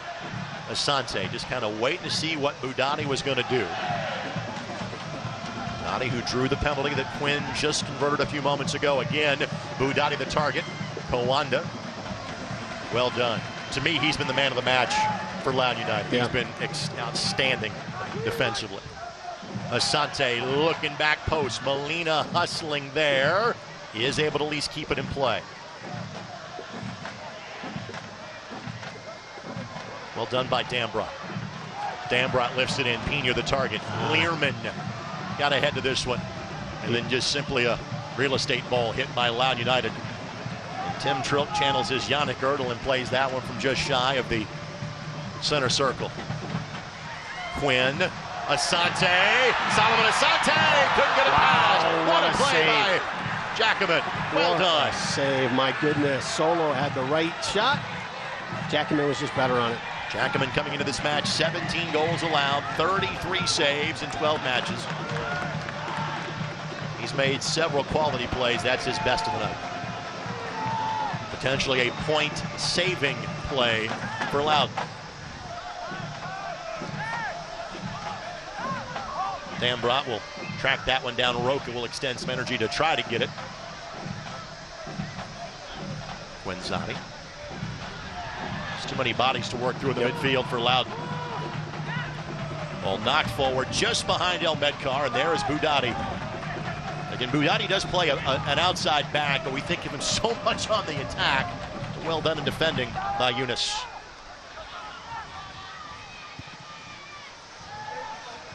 Lindley. He's capable of hitting that ball. Didn't find it that time.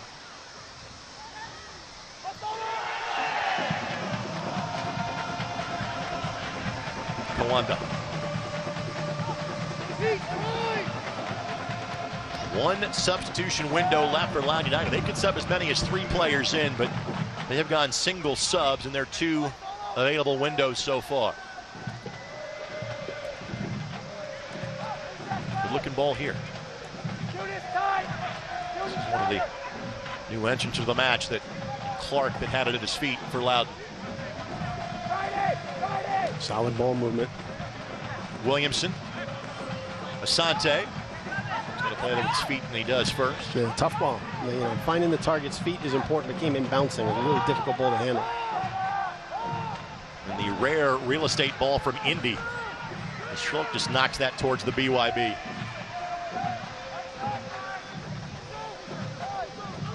Again, because of the 6-point cushion Indy has on the 2 teams closest to them behind them in the standings, 1 point is not a bad thing for Indy.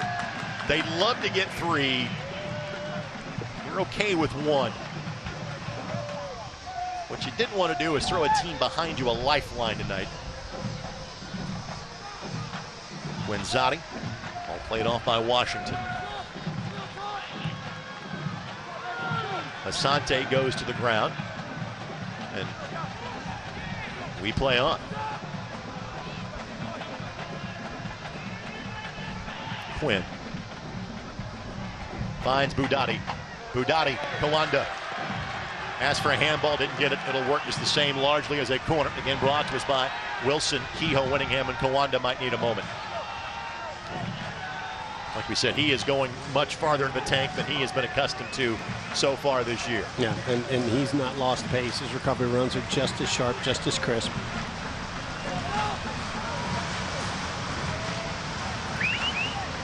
Quinn sends it in. Jackaman snares it. Well done. Tonight's match presented by Select, the official match ball supplier of the USL Championship and many elite leagues throughout Europe.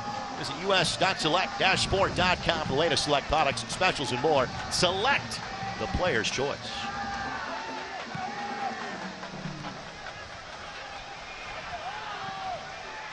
Quinn, Asante, Guenzati to his right. Guenzati gets to it, has a hand, puts it in, kisses it off the post, Indy's in front 2-1. Sebastian Guenzati, tougher than a $2 steak, 2-1 Indy with 10+ minutes left to go. What a great goal. What an absolutely great goal. You know, you look at Jackman in that scenario, and you're never supposed to give up a near post. He's got pretty good positioning, but what you're thinking is there's zero chance he's going to try and go near post. I'm going to try and cheat a little bit and see if I can't take away or get a head start in the back post. Guenzati just rips it. Well, now the scoreline matches what it was back on May the 6th. Now it is all 3 points for the Indy 11. The most sweet of kisses off of that near side post for Sebastian Guenzati. His 67th goal in USL Championship play, his 8th of the season. He now moves into sole possession of 8th in league history, passing the great Chandler Hoffman. 67 goals for Sebastian in his days with Tampa Bay and now Indy 11. And you gotta, if you're Canardo Forbes, you've got to be keeping an eye on Solo. He's racked up a couple games with 3 assists. He's finding his groove here, and Sebastian Guenzati is finding the other end of it on a regular basis. Well, to your point, partner, that is assist number 6 for Solomon Asante. It is Brian Rebillon that is going to get the top of the kit on for the Indy 11 and try to see this one out as Indy looks for back-to-back home wins for the first time this season. Now that is separated by some 17 days. El Medkar slaloming through the defense, but Aiden Quinn is there to do just enough.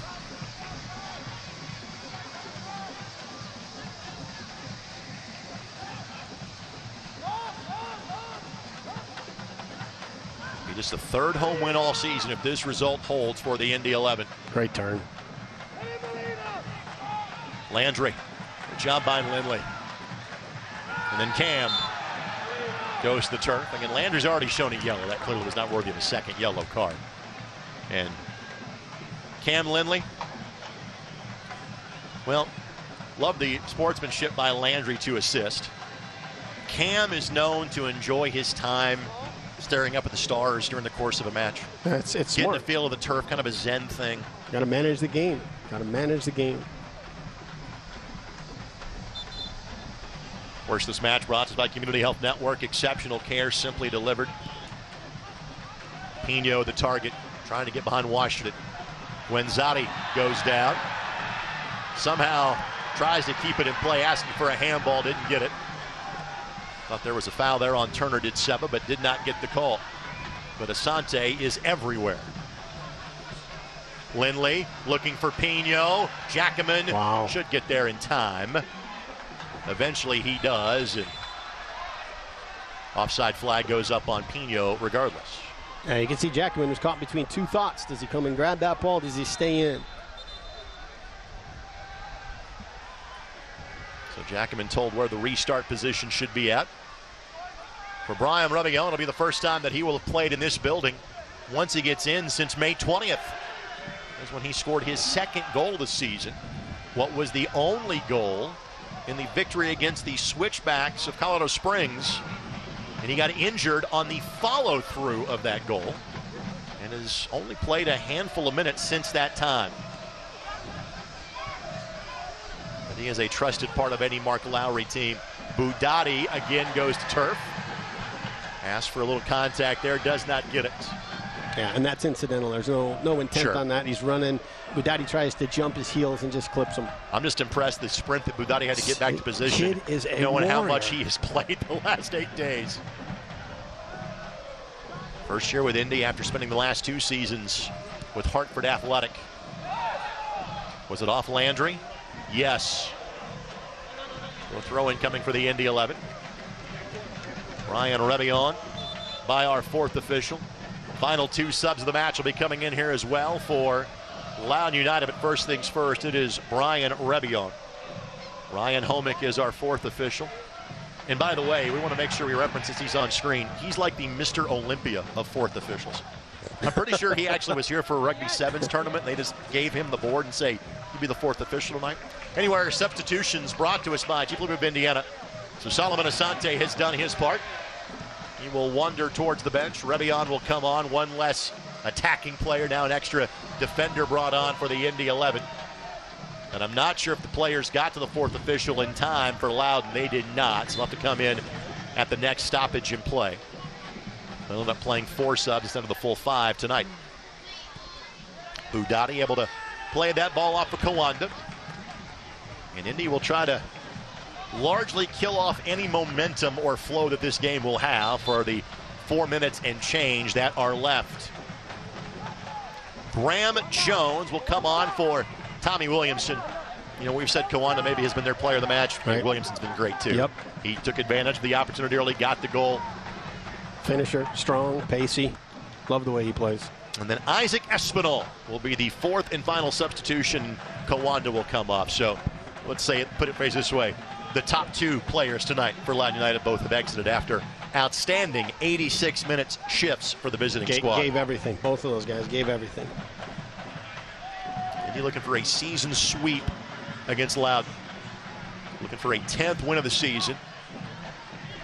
Guenzati able to keep that in play. Great hustle again by Molina. Tell you what, the guys off the bench. Yep. Obviously Guenzati with the goal, but Molina the way he has hustled. Dan brought a giveaway here though. Indy in retreat mode, and Dan brought wrong ball. Made a mistake and then made up for it. Guess who? Aiden Quinn. Back to step on it. All the way back to Trilk. El Medkar gives pressure. Trilk, bit nervy, but played it off of El Medkar, and all's well that ends well for the Indy 11. I love Tim's confidence. I might clip that video. What you're saying is that wasn't so Trilky smooth? That is his handle on social media, by the way. Love that kid. Turned 25 years of age, did Tim, just a couple of weeks ago.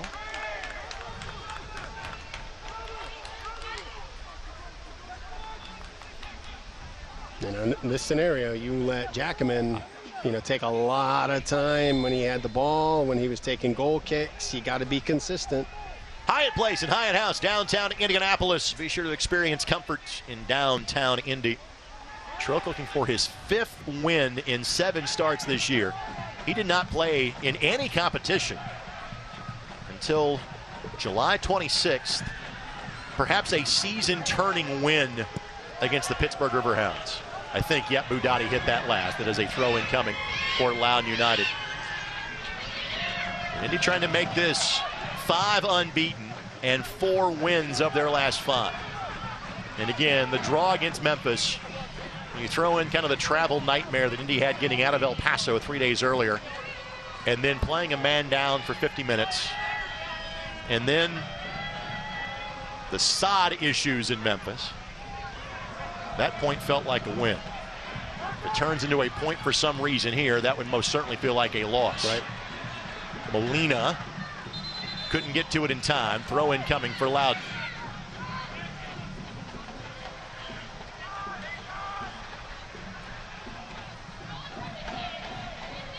Guenzati. And not too cute. Not too cute. Yeah. We got to get forward. Quinn could not get there.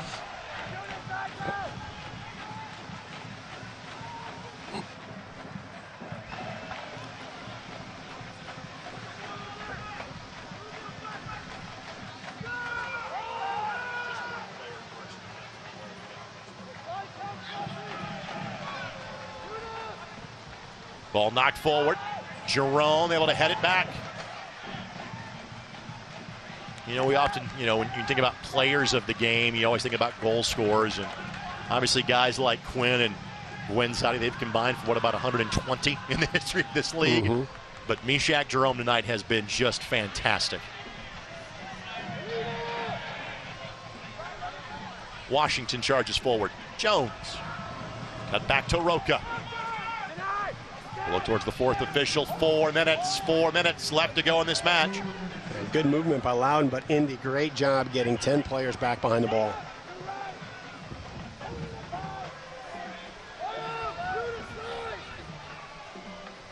Just a reminder, fans, make sure you check out Wish TV Local News, your local news source. For those of you watching on My Indy TV in Indianapolis, Wish TV can be seen at 10 o'clock. And to find out more, log on to wishtv.com. Elmedkar knocks it forward. Landry's got an opportunity. Trill couldn't close it down. Ball sent through. Indy able to block it. It's Trill free. Follow-up doesn't get through and off to the side. It'll be a corner kick coming. Loudoun's been largely quiet until the end of this match. Restart going to be a quick one. We're still playing. Landry is still down, just now getting back into the mix. Jackman wanders towards the middle of the park in case he's asked to join the attack. Indy will have to see this one out. That ball pinball through defenders quickly. Good job. You need two defenders there. You need two. One to be aggressive and one to be in space just in case he gets through. Corner kick coming, brought to us by Wilson Kehoe-Winningham.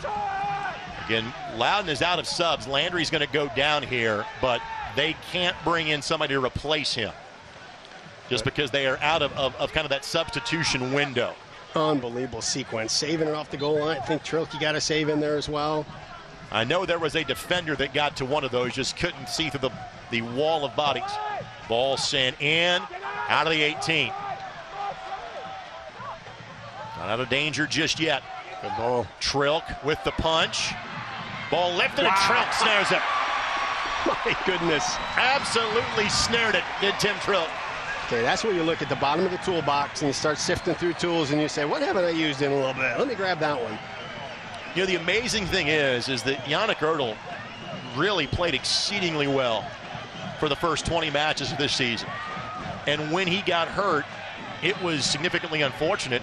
But I think there was every bit of confidence that Tim would come in and play exactly as he did a season ago. 100%. He did it. Yeah, he did it last year. You know, we did rotating goalkeepers all season until it was Trilk's turn. He stepped up and grabbed it and held it for the rest of the year and played great. Is there one more in the offing for the Indy 11, or are they simply going to make a campfire by the corner flag at this point? We've got about 90 seconds left to go in this match.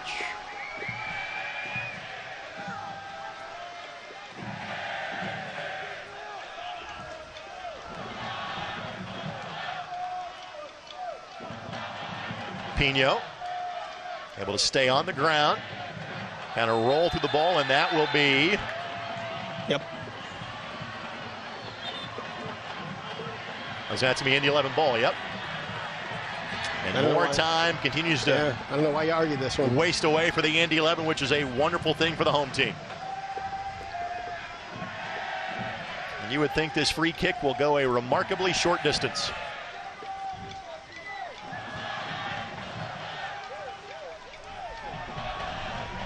Indy 11 fans, you've only got 3 more home matches in the regular season which to experience this atmosphere. And to do so in a group is the best way to do it. Go to indy11.com/tickets or 317-685-1100 for more information. Groups of 10 or more get as much as 35% off regular ticket pricing. So everybody will charge for it here for Loudoun United. It's simply a matter of seconds. Or maybe more like second. Yep. That was it. A second win for the Indy 11 against Loudoun this season. A second consecutive home win in front of the Brickyard Battalion. 3rd home win of the season. And most importantly, all 3 points for the boys in blue. Quinn gets his 9th. Guenzati gets his 8th. And Indy wins it 2-1. Great game. Anytime that you have to come back and win, it just builds more character and more mental toughness in your team. And let's reference back-to-back Saturday nights. Indy was down 1-0 and 2-1 in El Paso and found a way to get the win. They're down 1-0 tonight for the better part of 70 minutes, and they find a way to get a 2-1 victory. Character game. Character game, character game. Well, we will cover a lot of ground in our post-game show. We'll talk about what happened tonight. We'll talk about, again, the rarefied air that Messrs. Quinn and Asante now are in terms of USL Championship history. And oh yes, There's 11 Park news, too. And Brad and I will tell you why we look like giant corn cobs on camera tonight as well. Somehow we'll cover all of that ground between now and 9:30. So before we get to our post-game show, a quick look of our stat of the game brought to us by Sports Tech HQ. That gentleman, Sebastian Guenzani, it's his 8th goal of the season, his 67th in the USL Championship. He now has sole possession of 8th place in the history of the league, and he is slated to join us in the post-game show. That will begin in a matter of moments. For Brad Hunter and our entire Tupelo Honey crew, this is Greg Rakestraw. Game coverage ends. Post-game show begins next on Indy TV and ESPN+.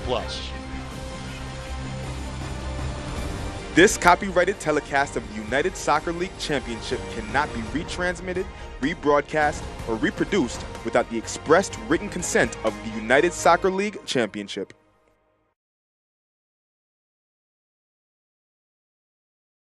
AES Indiana is dedicated to providing you with smart energy solutions that power our lives. Our energy efficiency programs help you save energy and money. From rebates on lighting and smart thermostats to appliance pickup and recycling, you can take advantage of cleaner, more cost-effective energy solutions right here, right now. IPL is now AES Indiana. We are accelerating the future of energy together. For over a century, Indiana has been the destination for sports innovation and the state where champions are crowned. Now, we're entering a new era with Sports Tech HQ, a place that inspires innovation and invests in entrepreneurs who are changing the game, one startup at a time. Welcome to the crossroads of sports and technology. Sports Tech HQ, home of the game changers. Find it, try it, paint it, love it. Find it, try it, paint it, love it. Find it, try it, paint it, love it. Find it, try it, paint it, love it. Find it, try it, paint it, love it, love it, love it, love it. I'm a happy-go-lucky guy, but sometimes I get a little stressed because I'm not for sure what's going to happen down the road. I was at the cancer unit, and when I come out from seeing the doctor, I said something about needing some help with all the paperwork. They gave me a name and a phone number. Her name is Molly. She works over at Community. She tells me, stop worrying, let me take care of it. She is my angel. Stand by me. Tonight's match is presented by your Central Indiana Honda dealers. Central Indiana is proud to be Honda's home turf too. Search your local Honda dealer today. And by Community Health Sports Medicine. Exceptional care, simply delivered. The home fans go home happy. The Indy 11 pick up a 4th win in their last 5. They have pulled 13 points out of a possible last 15. 2-1 with both goals coming late in the second half. Again, by no means are the Indy 11 in a position to clinch a playoff spot just yet, but they are getting closer by the game. And as we said, Brad, to start the broadcast tonight, this is exactly the scenario you want if you're Mark Lowry. You are playing your best soccer going down the stretch of the season. Right, and you're winning games that you have to grind out, that are tough, that are mentally exhausting in times when you're physically exhausting. So these, I mentioned at the end of the game, these are character games. You build so much locker room, you build so much toughness from matches like this. With that, let's get to the highlights and show you how this one played out. And again, as was the case so many times this year, Indy 11 created so many chances, just could not cash in. But barely before this game had any oxygen. Just one kind of miss up at the back by Adrian Deespay. Tommy Williamson cashes in what would be the only goal of the night for Loudoun United. Yeah, and it's frustrating because you've seen it. If you're Indy 11, whether a fan, a player, coach, you have seen this kind of start before, but it's not turned out the way it did tonight. And again, Yunus Budani had made that right side run the entire night. Got the contact from Kawanda. Penalty, Aiden Quinn, his 7th PK of the season. Asante, his 6th assist of the season. Goal number 8 for Sebastian Guenzati. Both members of the 50-50 club play a big role in a victory tonight for the Indy 11. That is such a difficult goal. You're moving away from goal. Your hips aren't squared. There's no angle. It's near post. Jackman is in a good spot. You just rifled it into the right spot. And what does this result do for the Indy 11? Temporarily, it moves them into 5th in the table in the Eastern Conference. Now, Birmingham will play tomorrow. Other results will come in. But again, it gives you an idea as to the importance of getting all 3 points tonight. 13 shots, 4 of those on target. It was 10 trips to the corner flag for the Indy 11 tonight. Possession maybe not as lopsided as it kind of felt like during the course of tonight's game. Of those numbers, what jump off the page at you? The 5 shots. The 5 shots. You're holding them to 5 shots because there were so many opportunities in transition that Mishak, Diz, Damrod, Budati were able to destroy before it got into a position where it could be shot. So Indy 11 again picks up all 3 points. They have now won 4 of their last 5. And Sebastian Guenzati is hovering around our broadcast location, but not exactly on headsets just yet. So we'll talk to Seba coming up here in just a matter of moments. We've talked about the team in general. Your thoughts about the form that he has been on, because he's got a pretty good goal-scoring run as of late. Yeah, he's been in a groove right now that is phenomenal. You know, early on in the season, you take a look at the role he was asked to play for Tampa last year. A little bit of a setup guy for Leo. Changed his game a little bit, dropped a little bit deeper into the midfield, and you saw that early on. Now you're starting to see this little connection where he's finding, and these are unbelievable goals. He's just finding that spot, diving in front, diving in back, just touching it past the keeper. Sebastian was kind enough to join us on the program when he wasn't finding the back of the net on a regular basis. Now he is, so of course going to have him back on. Congratulations on goal number 8 of the season, my friend. Most importantly, on all 3 points. How you feeling after 45 minutes? Thank you so much, guys. Feeling good. You know, good 45. We changed the game, so it's a really good points for the team. Let's kind of look at this big picture-wise. 3 matches in 8 days. You had some planes, trains, and automobiles issues getting him out of El Paso. You pulled 7 points out of a possible 9. It's a pretty doggone good week. Your thoughts about what you and your teammates have accomplished this week? Yeah, definitely. You know, we've been talking about so much, you know, having a run at the end, and that's what we're doing now. You know, the hard work and dedication these guys are putting in. You know, in the first half, it didn't go our way, but I still think we played amazing soccer. And then second half, you know, the subs came in and made a huge difference, and that's what we want from everybody. Talk us through that goal. From up here, I thought Solo gave it a little bit too soon to you. I thought if he takes another touch, he holds that defender into that space. You're running away from goal. Your hips aren't squared. Jackman's got the near post covered. Describe what you saw and why you pulled the trigger there. Yeah, no, you know, Solo always picks the right pass. But I made the run. You know, I thought the defender was backing up, you know, chasing Solo. Solo just gave it to me, and I saw the keeper, like you said, you know, trying to close up one angle. He thought I was going to go across, but I put it in the first post, and, you know, sometimes you get lucky and it goes up there, so we'll take it. Lucky? Seba, come on. Now, you take a look at the connection between you and Solo right now. You're starting to find that rhythm. What is it about? Is it a positional move from him? Is it your space that's being created? What has got you guys clicking right now? No, yeah, we work a lot in training. You know, Solo, it's one of the best passers in the league. You know, I've been saying it since the first pass he gave me here. But his passing and his ability to see things are, you know, just that's why he plays so many games here and, you know, scores so many goals. All right, so with that, you know, again, you guys are on your best form of the season. And so often early in the year it was, hey, the guys are playing well. The results just simply aren't matching it. What's changed? Is it simply converting opportunities? Is it something else? What has changed for you guys this last month? No, the team feels really good.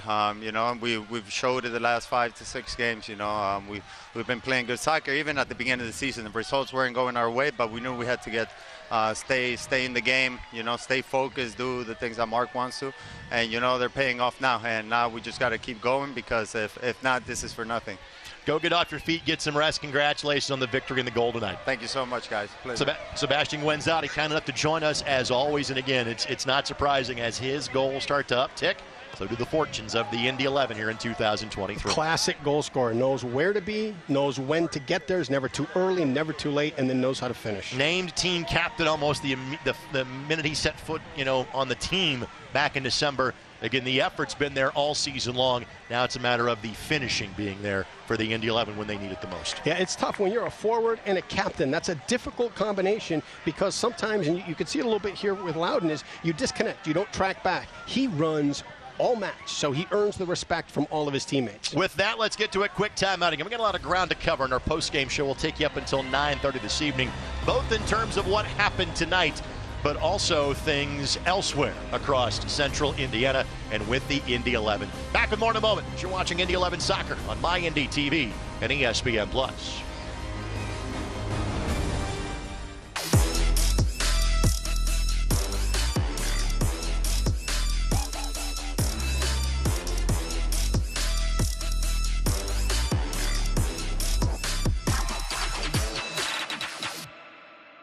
Meet Chip. 30 years ago, he started a small business with a big idea. Today, there's a new building, a new fleet of equipment, and a new era of leadership.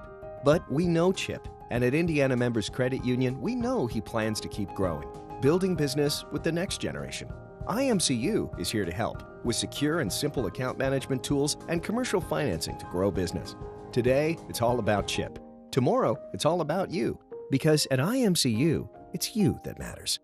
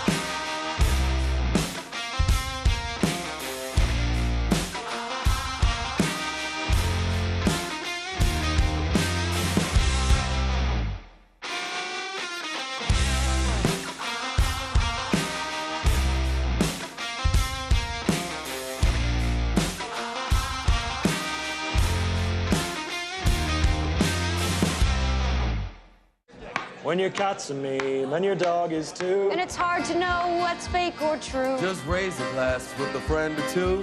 Tell them more, tell them more, tell them more, do. It's a crazy world, so what do you do? Tell them more, tell them more, tell them more, do.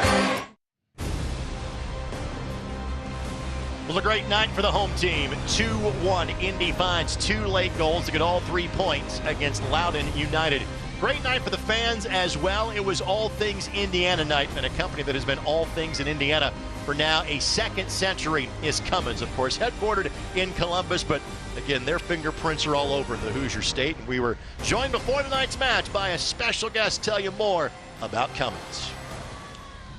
Well, we are thrilled to be joined now by Marina Savelli tonight. Cummins was a big part of all things Indiana. It's a good way to describe Cummins. If you're from Southern Indiana like me, you know the impact they've had in the Columbus area, which we'll talk about that in a matter of moments. Really, the impact is statewide. Frankly, it's global. And joining us talking about all those things is Marina now. Marina, thank you so much, and welcome to the broadcast. And where do you begin to kind of describe the impact that Cummins has had on Columbus and Bartholomew County for the last several decades? Yeah, so Cummins is a Columbus-based company. We started in Columbus, Indiana in 1919, and we were founded by a banker, actually, that partnered with his driver at the time on diesel technology. So that's how we started. So we've been in place for over 100 years. We today employ over 10,000 employees just in Indiana alone, and many of those in Columbus. We've been partnering with our community in Columbus for a long, long time. We have several partners, and we also partner here in Indianapolis. We have over 20 partners here in Indianapolis that we partner with. Have over 400 employees that are engaged, particularly in Indianapolis, on different activities, over 1,300 hours of volunteering this year alone. So it's a big thing for us to partner with the community in Columbus as well as in Indianapolis.